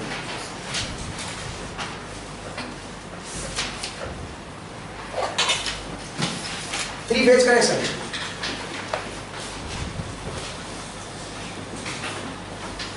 अब 3 फेज के कनेक्शन देखिए कैसे होते हैं। कनेक्शन आपके डिपेंडिंग ऑन कैसे आप जो 6 पॉइंट आए, आपके पास 6 पॉइंट आए ना, उनको कैसे कनेक्ट कर रहे हो उसके बेसिस पे 2 तरह के कनेक्शन होते हैं, इधर स्टार और डेल्टा। एक होता है स्टार कनेक्शन और एक होता है आपका डेल्टा कनेक्शन। देखिए कैसे होते हैं डेल्टा कनेक्शन। 2 कनेक्शन होते हैं, स्टार कनेक्शन और एक डेल्टा कनेक्शन। अब जरा देखते हैं स्टार कनेक्शन क्या होता है, डेल्टा कनेक्शन क्या होता है, ठीक है? जरा देखिए स्टार कनेक्शन कैसे निकालते हैं, डेल्टा कैसे निकालते हैं, कैसे करते हैं। मेरे पास 3 कॉइल थी और तीनों मैकेनिकली 120 डिग्री थी, ठीक है? और तीनों के बीच वोल्टेज पैदा हुआ है। ये ए डैश मान लीजिए, ये थी बी बी डैश और ये थी सी सी डैश। एक दूसरे से मैकेनिकली कितने डिग्री पे है? 120। अब मैंने क्या किया, मैंने इनको कनेक्ट कर दिया, ए डैश बी डैश और सी डैश सबके नेगेटिव पॉइंट को कनेक्ट कर दिया और जो पॉजिटिव पॉइंट था उनको बाहर रखा और फिर मैंने बाहर निकाल दिया 4 पॉइंट। तो इसका ये कौन सा कनेक्शन है बताओ जरा? स्टार। ये बन गया स्टार, ये बन गया स्टार कनेक्शन। इस पॉइंट को मैं बोल रहा हूं न्यूट्रल। हालांकि न्यूट्रल बोलने का कोई तुक नहीं है, बट न्यूट्रल है, देखा बीच वाला पॉइंट, ए डैश बी डैश सबको इकट्ठा कर दिया न्यूट्रल। ये बन गया ए, ये बन गया बी और ये बन गया सी। और जनरली मैं इसको ग्राउंड करता हूं, जनरली मैं इसको ग्राउंड करता हूं, ठीक है? तो बेसिकली न्यूट्रल कितने वोल्ट पे होता है? 0 वोल्ट, ठीक है? जनरली मैं, अच्छा ये इन दोनों पॉइंट के बीच की वोल्टेज क्या आएगी? V A A dash, A dash बोल रहे हैं, ए एन बोल, स्मॉल एन लिख लो इसको। तो इसको मैं बोल सकता हूँ V A N, phase voltage बोलते हैं इसको, फेज वोल्टेज जो हमारे घर में आ रखी है। हमारे घर में एक फेज आ रखा है और एक न्यूट्रल, और न्यूट्रल ग्राउंडेड है, ध्यान रखना, ठीक है? तो एक न्यूट्रल आ रखा है, एक ग्राउंड आ रखा है, ठीक है? ये मेरा एक फेज हमारे घर के अंदर है। कई घरों में 3 फेज भी होता है, जिनमें ज्यादा हैवी लोड होता है उनके घरों में 3 फेज की सप्लाई की होती है, तीनों फेज को लोग सप्लाई में लेते हैं। उनके यहाँ मीटर भी 3 फेज वाला होता है, ठीक है? हमारे यहाँ सिंगल फेज मीटर। तो जरा देखिए यहाँ इवन यहाँ पे 3 फेज आ रखे हैं। मैं आपको बता दूं इस बिल्डिंग में 3 फेज है, क्योंकि ये बिल्डिंग कमर्शियल में है, ठीक है? तो कमर्शियल में तो फिर लोड ज्यादा है तो फिर तीनों फेज का कनेक्शन लिया होगा, ठीक है? जरा देखिए वी एन की वैल्यू क्या आएगी? सेम वही जो अभी थोड़ी देर पहले डिराइव किया था, उसमें जो आगे जो कोफिशिएंट आया था उसको मैं वीएम बोल दूं क्या? वीएम साइन ओमेगा टी आप कह सकते हो। ये वोल्टेज मेरी थी ए एन के बीच, ए फेज और न्यूट्रल के बीच थी। बी फेज और न्यूट्रल के बीच कितनी है? VM sign omega T minus 120 degree, ठीक है? Minus 120 degree. और सी फेज और न्यूट्रल के बीच कितनी है? VM sign omega T plus 120 degree. समझ आया अभी? वो आपकी सी फेज के बीच में, सी फेज और न्यूट्रल के बीच में। कोई दिक्कत है तो बताइए, आगे बढ़े। तो मैंने क्या किया, मैंने ए डैश बी डैश और सी डैश को इकट्ठा करके उसको बाहर निकाल दिया, बस 4 पॉइंट बाहर निकाल दिए। इसको बोलते हैं star connected system, star connected alternate. ये ऑल्टरनेटर था, ठीक है? 3 फेज ऑल्टरनेटर था ये और स्टार कनेक्टेड। समझ आया अभी? कोई दिक्कत तो नहीं है यहाँ तक? आगे बढ़ो। नेक्स्ट जरा देखिए, एक और कनेक्शन होते हैं और वो कौन से हैं जरा देखिए। अगर मैं आपसे बोलूं ये मेरा ए डैश है, इससे 120 डिग्री पे क्या होनी चाहिए, बीबी डैश, मैकेनिकल एंगल। तो मैं बीबी डैश को यहां पे दिखा रहा हूं, नीचे दिखाना जरूरी है, ऐसे दिखाना जरूरी है, यहां पे भी तो दिखा सकता हूं ऊपर, भाई जहां पे खत्म हो रहा है वहीं पे इसको दिखाना जरूरी है, ऐसे भी तो दिखा सकता हूं। मतलब बी डैश को मैंने किससे कनेक्ट कर दिया, ए से।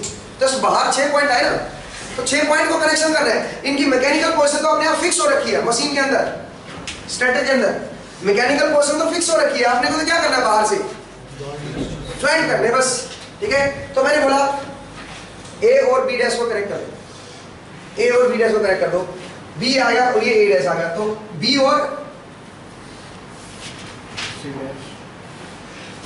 ये कौन सा, सी इधर है और सी डैश इधर है, बी और सी डैश को कनेक्ट कर दो और सी और ए डैश को कनेक्ट कर दो, समझ आया बी और ये बी डैश, और यहां से फिर 3 पॉइंट बाहर आएंगे, ठीक है, ये 3 पॉइंट बाहर आएंगे।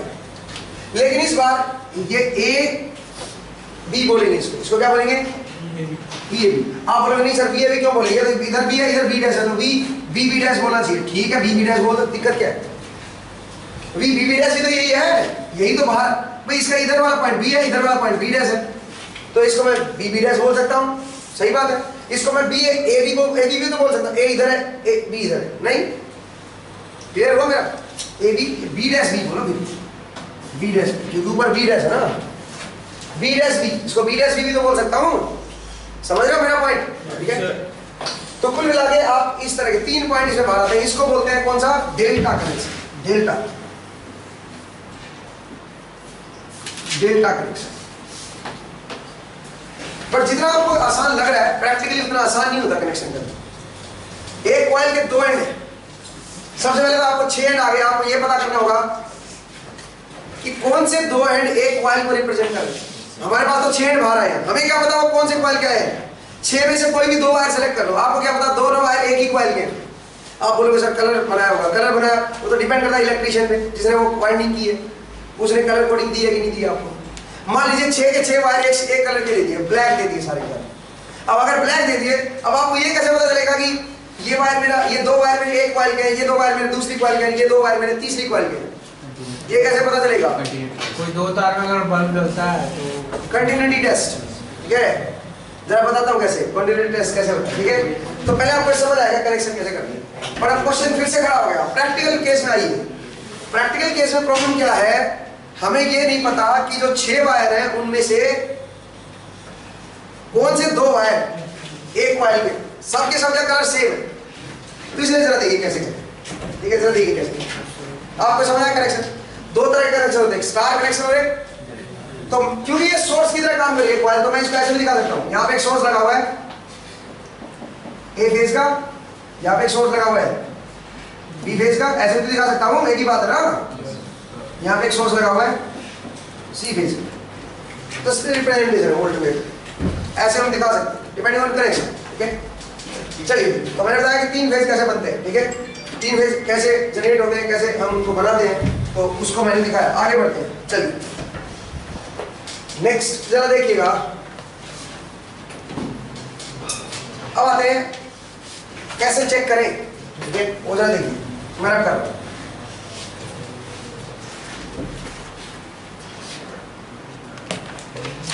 मेरे पास 6 कनेक्शन बाहर आए, टाइम क्या हो गया,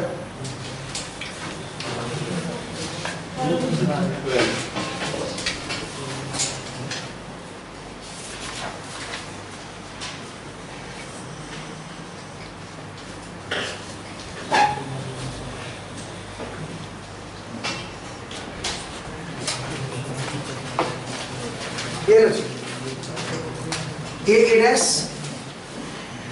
बी डैश सी डैश। अब मेरे पास 6 वायर बाहर है, 1 2 3 4 5 6।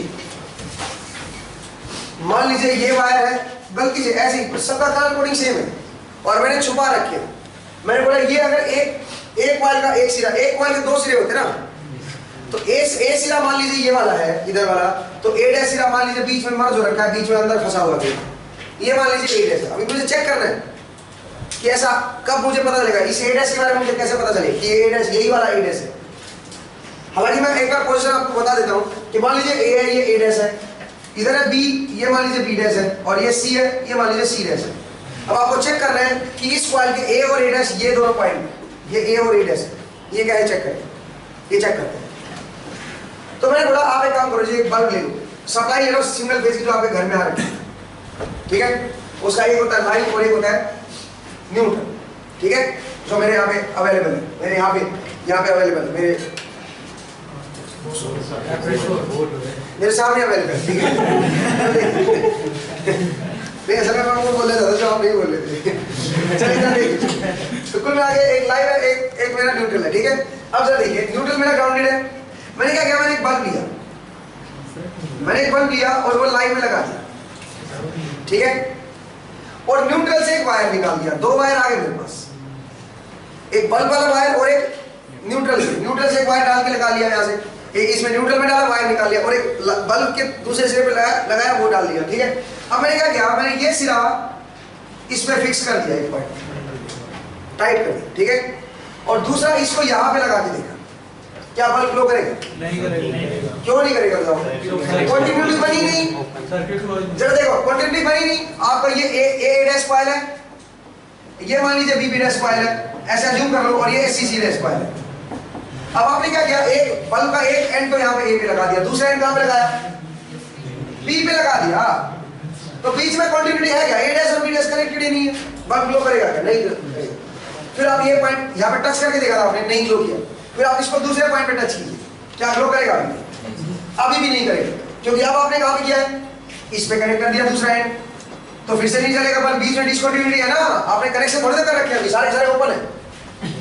लेकिन जैसे आप यहाँ पे कनेक्ट करोगे, आप बताओ, अब बल्ब ग्लो करेगा, क्यों?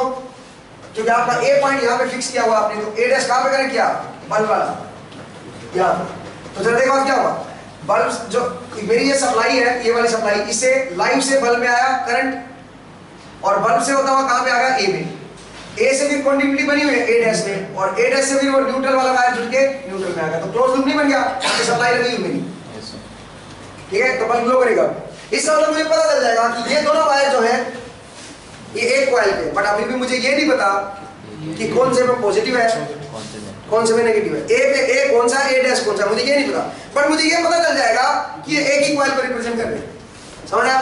तो इनको निकाल दो अलग से, मुझे ये नहीं पता कौन सा ए है कौन सा ए डैश है, नाम थोड़ा लिखा हुआ उस पे, ठीक है, बट मुझे ये पता चल गया भाई ये, ठीक है। दूसरा ऐसे ही बी डैश निकाल लूंगा, ऐसे ही सी डैश निकाल लूंगा, दो वायर मेरे पास आ गए, दो एक कॉइल के दो एंड मुझे पता चल गया, बट क्वेश्चन अब ये है कि मुझे ये नहीं पता कि कौन सा ए है कौन सा ए डैश है कौन सा, ठीक है। एक काम करते, तो मुझे सबसे पहले तो पता तो चल गया कि भाई ये दो वायर एक कॉइल के, तो मान लीजिए दो वायर आ गए और ये दो वायर आ गए और ये दो वायर आ गए, मैंने अलग अलग कर लिया भाई, ये दो वायर एक कॉइल के, ये दो वायर एक कॉइल के, ये दो वायर एक कॉइल के, बट मुझे ये नहीं पता कि ये ए है कि ए डैश है, ये वाला ए है कि ए डैश है, ये नहीं पता, उसमें ये नहीं पता ये बी है कि बी डैश, मतलब ए और बी और सी तो मैंने नाम दिए ना, वो तो सब बकवास चीज है, ए बी सी तो मैंने नाम दिया भाई, असल में तो एक पॉजिटिव है और एक क्या है, नेगेटिव है, बस वो पॉजिटिव नेगेटिव नेचर का रूल है। ए और ए डैश, आपका नाम क्या है, आपका नाम क्या है? अभिषेक, अभिषेक नाम तो घर वालों ने दिया आपको, ठीक है, आपकी आपका क्या है, मतलब आप समझे, मतलब आप समझो, आप समझे मेरा पॉइंट? क्या नेचर को पता है कि आपका नाम क्या है? नेचर के लिए हम बराबर है, ठीक है, बिकॉज वो तो आपको बना दिया किसी ने अभिषेक, ठीक है। आगे बढ़ते, तो सबसे पहले मुझे पता चल गया कि जो दो पॉइंट है मेरे पास, ये एक कॉइल के दो पॉइंट कौन से, ठीक है, बट अभी भी स्टिल मैं डाउट में हूं कि मुझे कनेक्शन करने तो कौन सा, गलती से ए को ए डैश के साथ मत कनेक्ट कर दो, ए को बी डैश के साथ मत कनेक्ट कर दो, ये गलती हो सकती है ना। तो चलिए फिर कैसे चेक करें, फिर मान लीजिए मेरा ऑल्टरनेट है, अब ऑल्टरनेट में मान लीजिए ये ए है और ये ए डैश है, मतलब ये पॉजिटिव है ये नेगेटिव है, ऐसे मान लो, इसके बीच एक कॉइल थी, इसके बीच एक वोल्टेज ईएमएफ इंड्यूस हो रखा था और यहाँ पे एक ईएमएफ इंड्यूस हो रखा था, यहाँ पे एक ईएमएफ इंड्यूस हो रखा था, ठीक है। अब मान लीजिए ये पॉजिटिव था, ये नेगेटिव था, बट मुझे पता नहीं था ये पॉजिटिव था, ये नेगेटिव था, ये पॉजिटिव था, ये नेगेटिव था, ये पॉजिटिव, बट मुझे पता नहीं है कि कौन सा पॉजिटिव कौन सा नेगेटिव। आप लोग सब मीटर से चेक कर लो, वोल्ट लगा के देख लो, एसी है भाई, एसी में नहीं बदलता मीटर से, एसी के केस में तो आरएमएस वैल्यू अफेक्टिव वैल्यू बताएगा, पॉजिटिव नेगेटिव थोड़ा बताएगा। डीसी में बता सकता है, डीसी अगर होता तो माइनस प्लस दिखा देता, ठीक है, डीसी में हो जाता, बट एसी में नहीं है, एसी में नहीं कर सकता, आरएमएस वैल्यू दिखाएगा। अब जरा देखिए क्या किया, क्या करें, कैसे चेक करें कि कौन सा पॉइंट किसके साथ कनेक्ट होगा। होना तो ये जो नेगेटिव है सारे के, वो क्या होने चाहिए, एक साथ कनेक्ट होने चाहिए। अब मुझे नेगेटिव निकालने पड़ेंगे, कैसे निकालें जरा देखिए। मैंने क्या किया, मैंने गलती से मान लीजिए इसके साथ एक बार कनेक्ट करके देख लिया, ठीक है, एक बार गलती से कनेक्ट कर दो, जो भी कनेक्ट हो रहा है कनेक्ट कर दो, दो पेयर उठाओ, ठीक है, ये वाला उठाओ, ये वाला एक ग्रुप और ये वाला ग्रुप, दो ग्रुप डालो और उनमें से दो वायर को बिना सोचे ऐसे कनेक्ट करो, ठीक है, और उन दोनों के बीच का फिर वोल्टेज डिफरेंस देखो। अगर वो वोल्टेज डिफरेंस ज्यादा है, अगर इसका Vm sin ओमेगा t है और इसका Vm sin omega t minus 120 है मान लीजिए, तो जो रिजल्टेंट वोल्टेज आएगी दोनों को जोड़ने से वो क्या आएगी पता है, फेजर एडिशन करो, इसको साइन को रेफरेंस ले लो, तो ये है Vm एंगल 0 और एक है Vm angle minus 120, Vm angle minus 120, ठीक है। अगर दोनों को जोड़ोगे तो क्या बनेगा, √3 Vm एंगल कितना आएगा, sin ओमेगा t प्लस 30 है जी, sin ओमेगा t प्लस 30 नहीं प्लस 30 तो माइनस कर देता हूँ, ठीक है, कितना बनेगा ये बताओ, माइनस 60 बनेगा, माइनस 60 आएगा, ठीक है। और आई थिंक एक बार चेक कर लो, कैलकुलेटर में डाल दे, कैसे करेंगे, Vm बाहर ले लो, वन एंगल 0 कैलकुलेटर में डाल दो ना, कैलकुलेटर में ये डाल दो यार, वन मैंने Vm मैंने बाहर ले लिया ना, तो बन गया √3 Vm, √3 नहीं आ रहा, √3 आ रहा है कि नहीं आ रहा, एक बार चेक करो आएगा कि नहीं आएगा, मुझे डाउट है, नहीं आएगा, कहाँ से आ जाएगा, ऐसे ही आ जाएगा, माइनस कर देता बात है, VA माइनस VB कर देता बात है, ये डाल के देखो कैलकुलेटर में, one angle 0 one angle minus 120 one आ रहा है मैग्नीट्यूड दो, रिजल्टेंट आएगा Vm एंगल माइनस 60। इसका मतलब जो टोटल वोल्टेज आएगी वो आएगी Vm के बराबर ही आएगी, टोटल वोल्टेज उसकी मैक्सिमम वैल्यू Vm के बराबर ही आएगी। अगर इनकी वोल्टेज, इनके बीच की वोल्टेज Vm है तो यहाँ पे भी Vm आएगा।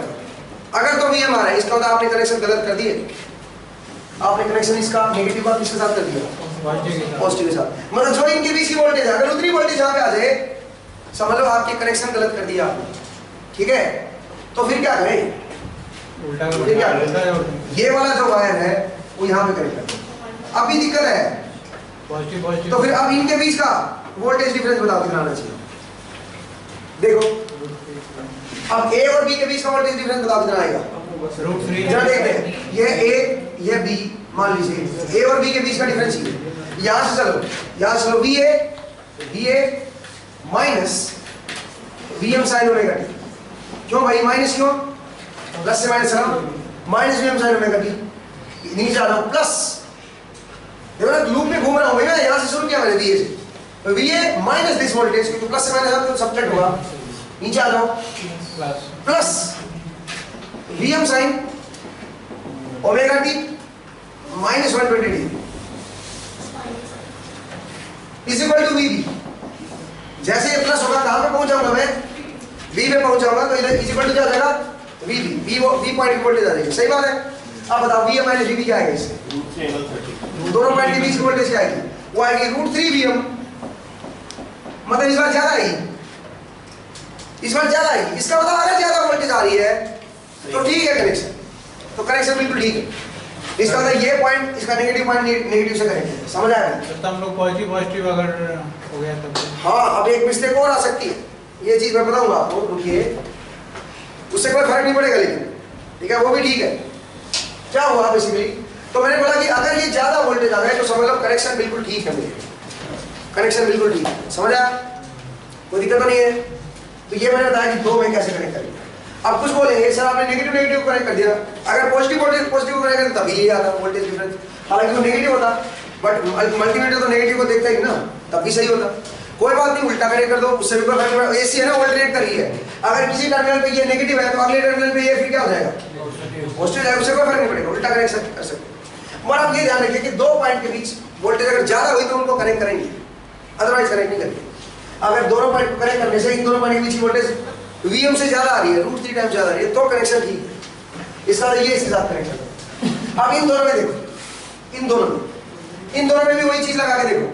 अब ये चीज किसके साथ कनेक्ट होगी, जब ये चीज इसके साथ कनेक्ट होगी तब इन दोनों पॉइंट के बीच की वोल्टेज क्या आएगी, जब इसका नेगेटिव इसके नेगेटिव से कनेक्ट होगा तब इन दोनों पॉइंट के बीच की वोल्टेज क्या आएगी, √3। तो इसका तब कनेक्शन अपने आप ठीक हो जाएंगे।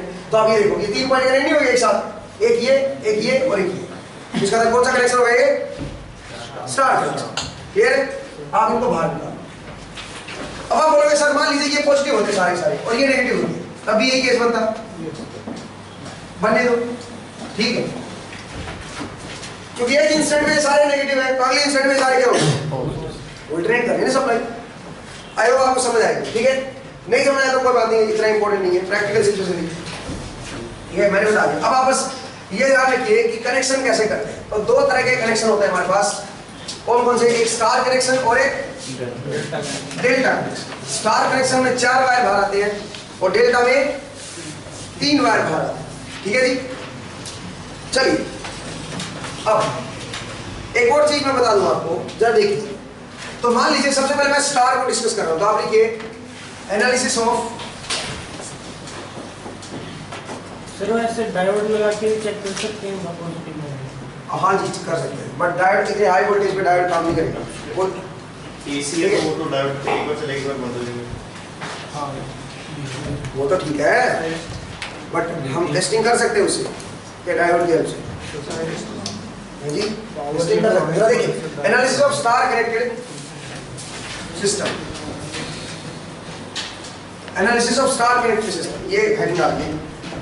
अगर मैं स्टार कनेक्टेड सिस्टम ले लूं तो उसका एनालिसिस कैसे करें, वो जरा देखिए। स्टार कनेक्टेड सिस्टम ले लो, ठीक है। मानिए सर अगर हमारे पास जैसे जो टावर होते हैं उनमें 3 लाइनें दिख रही होती हैं, उसका मतलब उनमें डेल्टा कनेक्शन है, उनमें डेल्टा कनेक्शन है। और जो हमारे घरों के बाहर होते हैं उनमें स्टार होता है, क्योंकि हमें न्यूट्रल की जरूरत होती है। और जो टावर होते हैं उनमें न्यूट्रल की जरूरत नहीं होती, बिकॉज वो ट्रांसमिशन होता है। और हमारे घरों के बाहर क्या होता है, डिस्ट्रीब्यूशन। तो डिस्ट्रीब्यूशन में हमें 4 चाहिए, न्यूट्रल चाहिए हमें, ट्रांसमिशन में न्यूट्रल की जरूरत नहीं होती। तो जो ट्रांसफॉर्मर होता है वो सेकेंडरी साइड, उसमें हम न्यूट्रल लगाते हैं। सेकेंडरी साइड जो 3 फेज ट्रांसफॉर्मर होता है उसमें न्यूट्रल पॉइंट अलग से निकालते हैं, समझ रहे हो, तो निकाला जाएगा सो दैट आप डिस्ट्रीब्यूट कर सको, घरों में सप्लाई आ सके। तो कहाँ से आएगा वो ट्रांसफॉर्मर से आएगा, और कहाँ से आएगा, न्यूट्रल कर देंगे ट्रांसफॉर्मर पे ही, उसको ट्रांसफॉर्मर पे ग्राउंड कर देंगे उसको। सर जो 3 लाइनें वैसे हमको दिख रही होती हैं, उन तीनों को अगर हम जोड़ दें तो न्यूट्रल नहीं बन जाएगा?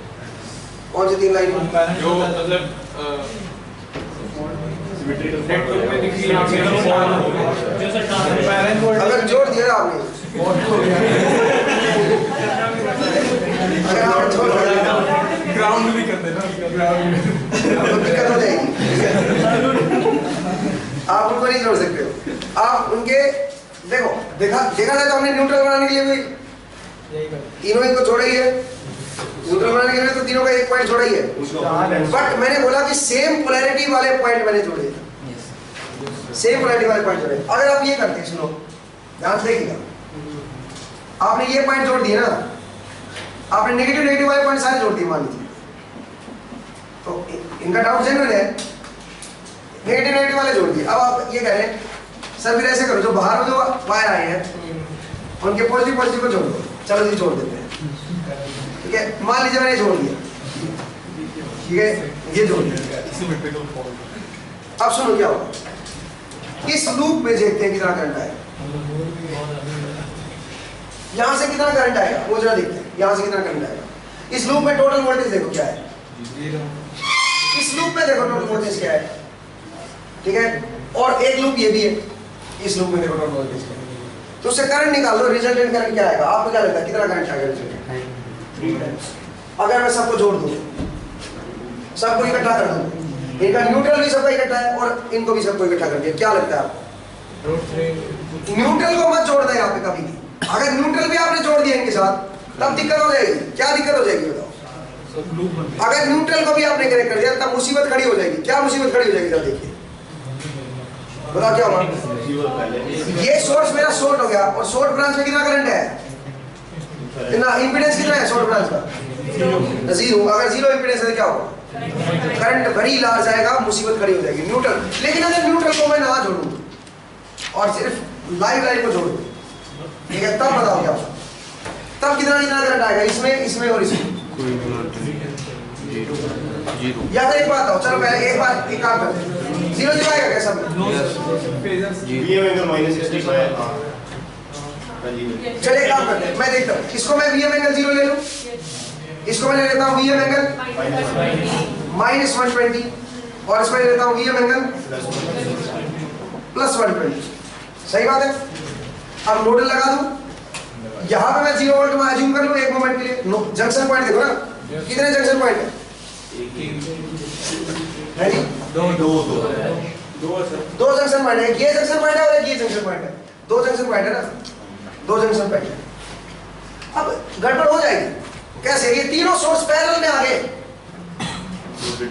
ये सोर्स भी पैरेलल, देखो इसका स्टार्टिंग पॉइंट ये, एंड पॉइंट ये, इस सोर्स का स्टार्टिंग पॉइंट ये, एंड पॉइंट ये, स्टार्टिंग पॉइंट इस सोर्स का ये और एंड पॉइंट ये, तीनों सोर्स पैरेलल में नहीं आ गए। इसको मैं ऐसे भी बना सकता हूं, जरा देखिए, इसको तो मैं ऐसे भी बना सकता हूं, ये सबका न्यूट्रल था, सबका न्यूट्रल था, इकट्ठा कर दिया और सबके पॉजिटिव पॉइंट क्या कर दिया आपने, सबके पॉजिटिव पॉइंट जोड़ दिए, तो ये तो पैरेलल में आ गए सारे सोर्स। और पैरेलल में एक रूल मैंने बताया, क्या नेटवर्क थ्योरी में आप पढ़ोगे, अभी आप नेटवर्क थ्योरी में पहुंचे नहीं हो, 2 voltage sources of different value can never be parallel। अब जरा देखो पैरेलल में करने का क्या नुकसान है, बताता हूँ, जरा देखिए क्या नुकसान है। आपने तीनों की फेज वोल्टेज बनाई थी, जरा देखिएगा क्या होगा, देखते हैं। तीनों की आपने अभी अभी वोल्टेज बनाई थी, आपको लगेगा सबकी वोल्टेज तो बराबर है जी, तो करंट बराबर नहीं है, मैक्सिमम वैल्यू बराबर है और वो भी अलग अलग टाइम पे बराबर है। आप समझ रहे हो, जरा देखिए वोल्टेज इस तरह के आएगी, अब जरा देखिए क्या होगा, बताता हूँ, देखिए क्या होगा। पहला तो पहले कर नहीं पाओगे, क्यों? क्योंकि किसी पर्टिकुलर इंस्टेंट में ए फेज की वोल्टेज अगर हाईएस्ट है तो बी और सी की वोल्टेज क्या है, नेगेटिव है, पोलैरिटी उनकी कैसी है, उल्टी है और बराबर है दोनों की। देखो जिस टाइम ए फेज हाईएस्ट पे है, जिस टाइम ये Vm पे है, ये Vm/2 पे है और उल्टी पोलैरिटी है और डिफरेंट डिफरेंट वोल्टेज सोर्स आ गए एक तरह से, तो डिफरेंट वैल्यू के वोल्टेज सोर्सेज को आप पैरेलल में कनेक्ट नहीं कर सकते। क्यों नहीं कनेक्ट कर सकते, क्या दिक्कत आएगी उससे? इन दोनों पॉइंट के बीच की वोल्टेज कौन डिसाइड करेगा, बताओ? ये सोर्स बोलेगा क्योंकि मैं डायरेक्टली कनेक्ट हूं तो इन दोनों पॉइंट के बीच का डिफरेंस मेरे बराबर होना चाहिए, ये बोलेगा मेरे बराबर होना चाहिए, तो क्या होगा, झगड़ा होगा ना दोनों में। ये केस पॉसिबल नहीं है। आप लोग सर्च करके देख लो, अल्टरनेटर तो है हमारे सामने, बिल्कुल सही बात है, पर ये आइडियल अल्टरनेटर नहीं है। ये कैसा है, आइडियल सोर्स नहीं है, इनके अंदर क्या है, इंटरनल इंपीडेंस है, कुछ जेड है, ZE। अगर मान लीजिए इंपीडेंस ले लेता फिर क्या मुसीबत आती, ये सारे Z बराबर है, मान लीजिए हर फेज का इंपीडेंस बराबर है, मान लीजिए। अब तो आइडियल नहीं है, अब तो कर सकता हूं, अब तो ऐसा कर सकता हूं, बिल्कुल कर सकता हूं। अब तो प्रैक्टिकल केस आ गया, प्रैक्टिकल केस में इंटरनल इंपीडेंस होता है सोर्सेज का, अल्टरनेटर के अंदर का, वाइंडिंग का इंपीडेंस नहीं होता, लीकेज एंड वो सिंक्रोनस रिएक्टेंस बोलते हैं उसको वैसे, ठीक है। तो इंटरनल इंपीडेंस है, अगर मैं उसको दिखाऊंगा और अगर आपने सोल्व कर दिया तो जरा देखिए क्या होगा। तो देखो ये ब्रांच और ये ब्रांच सब किसमें है, तीनों पैरेलल में ना, स्टार्टिंग पॉइंट सेम है तीनों का, एंड पॉइंट भी तीनों का सेम है, तो इसलिए मैं इसका सिंपलीफाइड डायग्राम बना लूं। अब जरा देखते क्या होता है, ये देखना, ये अच्छा क्वेश्चन है, अगर ऐसा कर दिया तो क्या करना, इधर प्लस इधर माइनस और करके दिखा दूंगा मैं, अगर ज्यादा खतरनाक सिचुएशन ना बनी तो। इधर ऐसे दूसरा है, दूसरा भी ऐसे ही है, ये भी मेरा Z है और तीसरा ये भी मेरा Z है, ठीक है जी, कुछ इस तरह से ये न्यूट्रल है, ठीक है। और इन तीनों को मैंने कनेक्ट कर दिया, मान लीजिए। अब जरा देखिए क्या होता है, इधर 0 मान लूं, मैं अज्यूम कर लूं और इधर V1 अज्यूम कर लेता हूं और इधर है Vm एंगल 0, इधर है Vm एंगल -120 और इधर कितना है, Vm एंगल +120 और सबका Z है।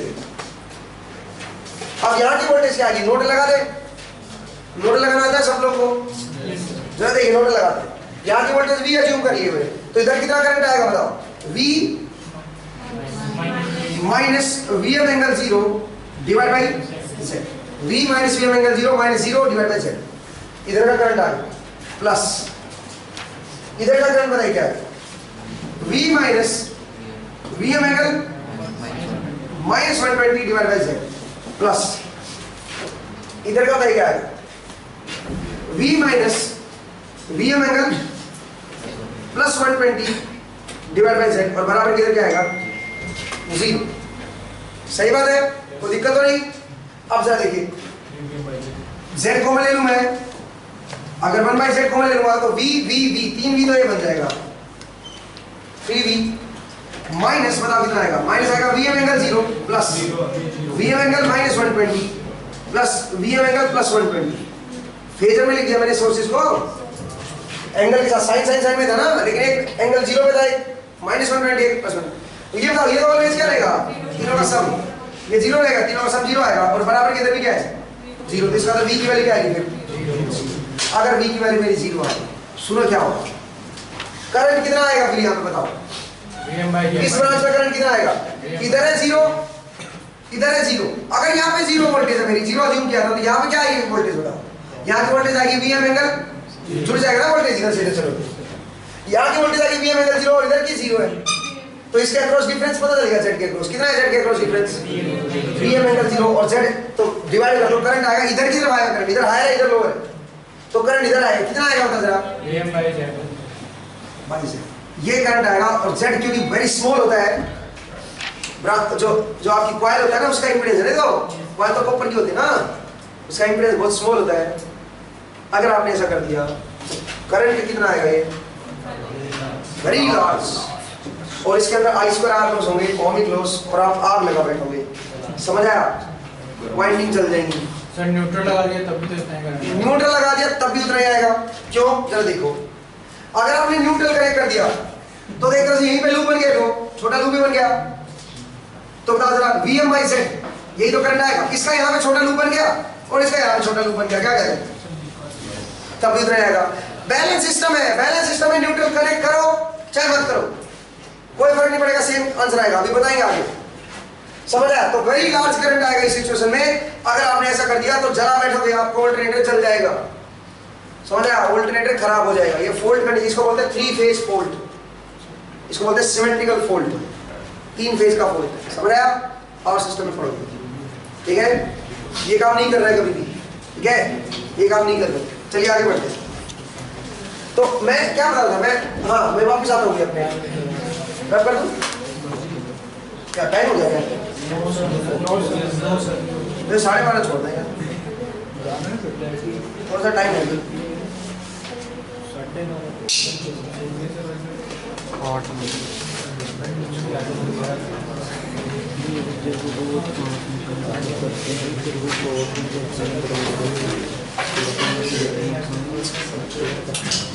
चलो देखिए, चलिए आगे बढ़ते।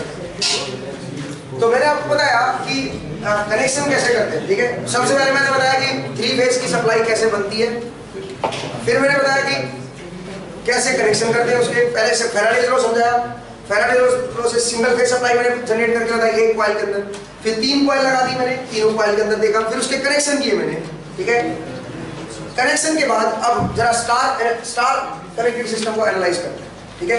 सबसे पहले सोर्स को एनालाइज करते हैं, सबसे पहले सोर्स का एनालिसिस करते हैं, फिर उसके बाद स्टार कनेक्टेड लोड को देखेंगे और फिर सोर्स और लोड को इकट्ठा देखेंगे, ठीक है? तो सबसे पहले देखिए सोर्स एनालिसिस। मेरे पास सोर्स ऑल्टरनेटली हो गया, सोर्स तो वही है ना, तो इसका 3 फेज का सोर्स है, ए फेज का है, ए डैश, ये मेरा बी डैश है, और ये मेरा सी डैश है, और सबके न्यूट्रल एक साथ, this my A, this my B, this my C, और ये न्यूट्रल है, और ये मेरे सामने अभी भी है, ठीक है? मेरे पास ये है, अभी मैं आपको एक्सपेरिमेंट दिखाता हूं, ठीक है? मेरे पास नीचे रखा है ऑल्टरनेटर, ठीक है? तो जरा देखिए, मैं आपको समझा भी दूं साथ साथ, और साथ साथ मैं एक्सपेरिमेंट भी करूंगा, तो उसके लिए मैं आपको ये थोड़ा सा ये दिखा देता हूँ सिस्टम कैसा है।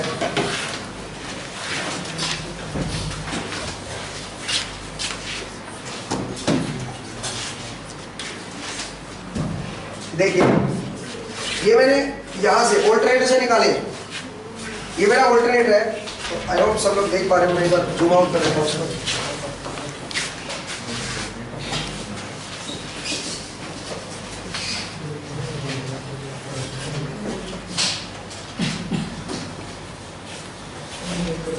जरा देखिए, मैं फिलहाल ऑल्टरनेटर भी दिखा देता हूँ आपको। पहले मैं एक बार ऑल्टरनेटर दिखा दूँ कि कैसा ये है 3 फेज ऑल्टरनेटर। तो मैं एक बार इसको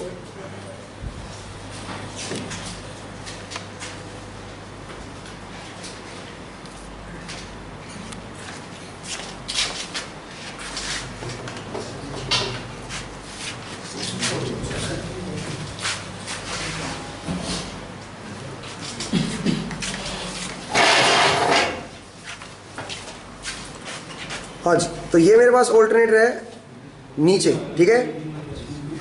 यहाँ पे ऑल्टरनेटर रखा है, ये मैंने मोटर लगाई है, ठीक है। इधर मेरी मोटर है और इधर मेरा ऑल्टरनेटर है, ठीक है।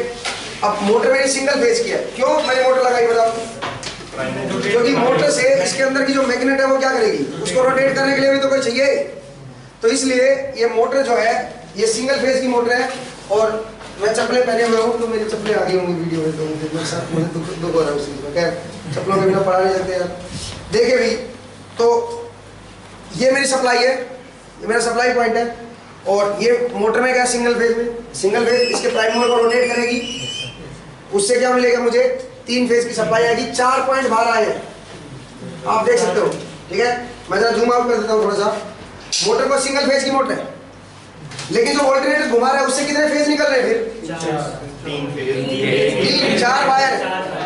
4 वायर कब निकलते बताओ? स्टार में निकलता, स्टार। इसका मतलब इसमें जो अंदर ही कनेक्शन कर रखे हैं, कौन सा A dash B dash and C dash, उसके अंदर से ही कनेक्शन किए हुए। इसने कौन से पॉइंट मुझे दिए?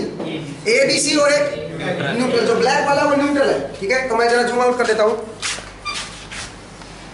और वापस इस पे आते हैं।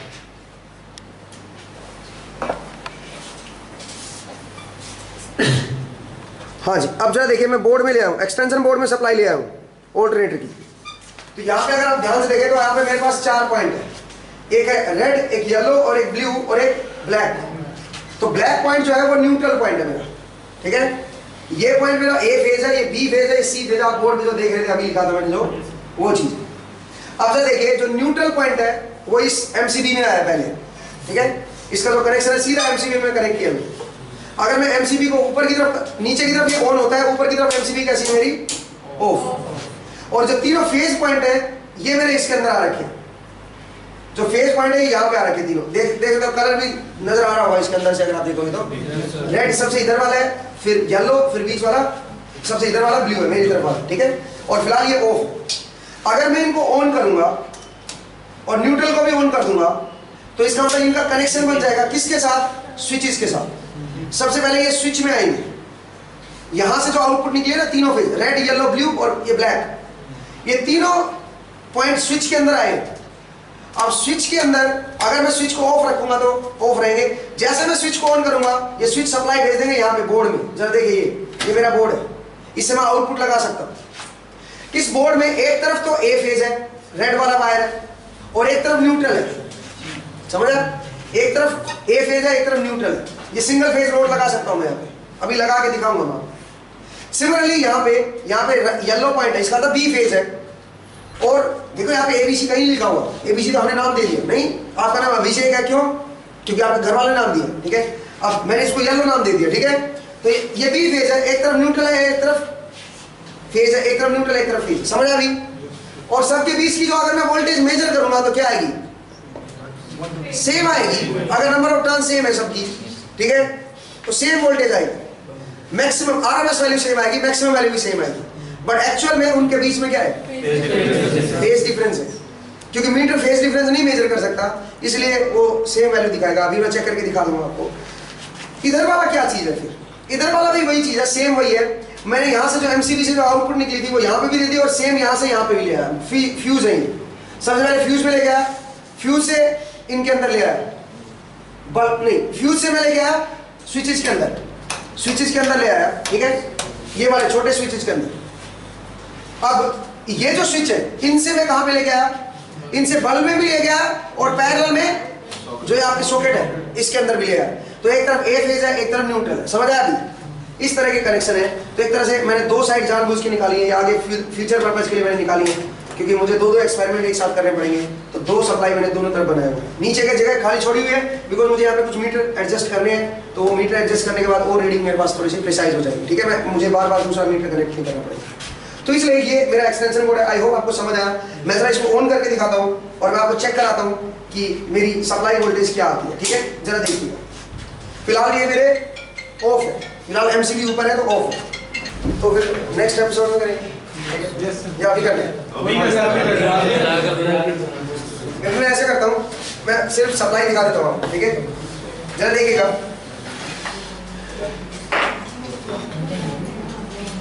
मैंने रजिस्टर लोड लिया सबसे पहले, ठीक है, और 3 रजिस्टर लोड लिए। मैं तीनों फेज पे लगाऊंगा, लेकिन पहले मैं तीनों फेज जरा जनरेट करके दिखा दूंगा आपको।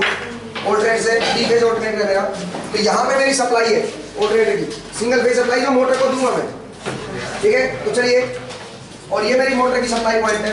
ठीक है, तो मैं एक काम करता हूँ, मोटर को कनेक्ट करता हूँ, लेकिन मेक श्योर कि उलझ ना जाए इसमें। ठीक है, अगर ये उलझ गया तो बहुत कुछ उलझ जाएगा।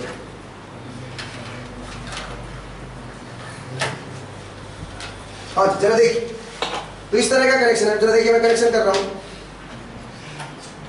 और फिलहाल एमसीबी कैसे है बताओ? एमसीबी क्या है? ऑफ। तो मैंने इसको ऑन कर दिया है ऑल्टरनेटर को, और यहाँ पे मेरे पास सप्लाई आ गई है। यहाँ इन तीनों में सप्लाई है। न्यूट्रल में अभी नहीं कोई सप्लाई है, ग्राउंड है, जीरो वोल्ट पे होगा। ग्राउंड नहीं भी है तब भी 0 वोल्ट पे होगा। बैलेंस सिस्टम है, आपको बताऊंगा, आगे पढ़ोगे आप। लेकिन पहले जरा देखिए, मैं यहाँ पे बल्ब कनेक्ट कर रहा हूँ, एक लोड लगा रहा हूँ ए फेज पे, केवल एक फेज पे लोड लगाया मैंने। जरा देखिए, ऑन तो नहीं हुआ। क्यों नहीं हुआ? क्योंकि एमसीबी सारी क्या है। तो मैं एक काम करता हूँ, क्योंकि ए फेज पे लोड है तो कौन सी एमसीबी ऑन करूँ? ए फेज वाली कर देता हूँ। अभी भी ऑन नहीं हुआ, स्विच ऑन करो जी। अभी भी ऑन नहीं हुआ, क्या करूँ? न्यूट्रल पॉइंट, न्यूट्रल के थ्रू तो जाएगा करंट वापस। न्यूट्रल होगा, ठीक है, सप्लाई हो। जरा देखिए, बी और सी में कोई करंट नहीं है। बी और सी में देखिएगा,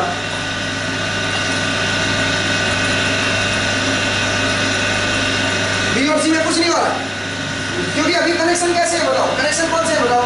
अगर मैं बोर्ड पे आपको दिखाऊं, ये मेरा बल्ब है, बल्ब के साथ कौन सा कनेक्ट है? ए और न्यूट्रल। अब बी में स्विच लगा हुआ है, यहाँ पर स्विच लगा हुआ है, ए वाला स्विच मैंने क्लोज कर रखा है, बी वाला ओपन है। दूसरा बल्ब मैंने लगा रखा है किसके बीच? न्यूट्रल एंड बी के बीच। बट जब तक ये स्विच क्लोज नहीं करोगे आप, तब तक ये कनेक्शन ये काम नहीं करेगा। इसलिए स्विच क्लोज करते हैं बी का। बी का करते हैं, तो बी का कैसे करेंगे बताओ? बी का कहाँ पे है? ये रहा ना, एमसीबी ऑन कर दो। एमसीबी ऑन करिए, अभी भी नहीं चला क्योंकि ये स्विच ऑफ है। अब जरा देखिए, और सेम वोल्टेज आ रखी होगी, सेम ब्राइटनेस। अभी अनबैलेंस सिस्टम है ये, क्योंकि तीनों फेज में बराबर लोड नहीं है। सी फेज मेरा क्या है? अभी ऑफ है। तो इसे मैं क्या कर रहा हूँ? सी फेज में भी लोड लगा रहा हूँ, और फिर मैं सी को ऑन करूंगा। आप देख सकते हो तीनों फेज में क्या मेरी सेम वोल्टेज। इंटरेस्टिंगली, अगर मैं न्यूट्रल को ऑफ कर दूं तब भी चलेंगे, लेकिन पहले नहीं चल रहे थे। अगर मैं तीनों लगाने के बाद न्यूट्रल को ऑफ कर दूं तब नहीं चलेंगे। अच्छा देखिए, एक कर दिया, 2 चलने हैं, ये आप देखेगा आगे फ्यूचर में। ठीक है, अब दोनों में एक अभी कोई कनेक्शन नहीं है, एक ऑन है, अभी कोई कनेक्शन नहीं है। नेक्स्ट क्लास में हम पढ़ेंगे, ठीक है, तब तक इंतजार कीजिए। अभी के लिए इतना ही, नेक्स्ट एपिसोड में पढ़ेंगे।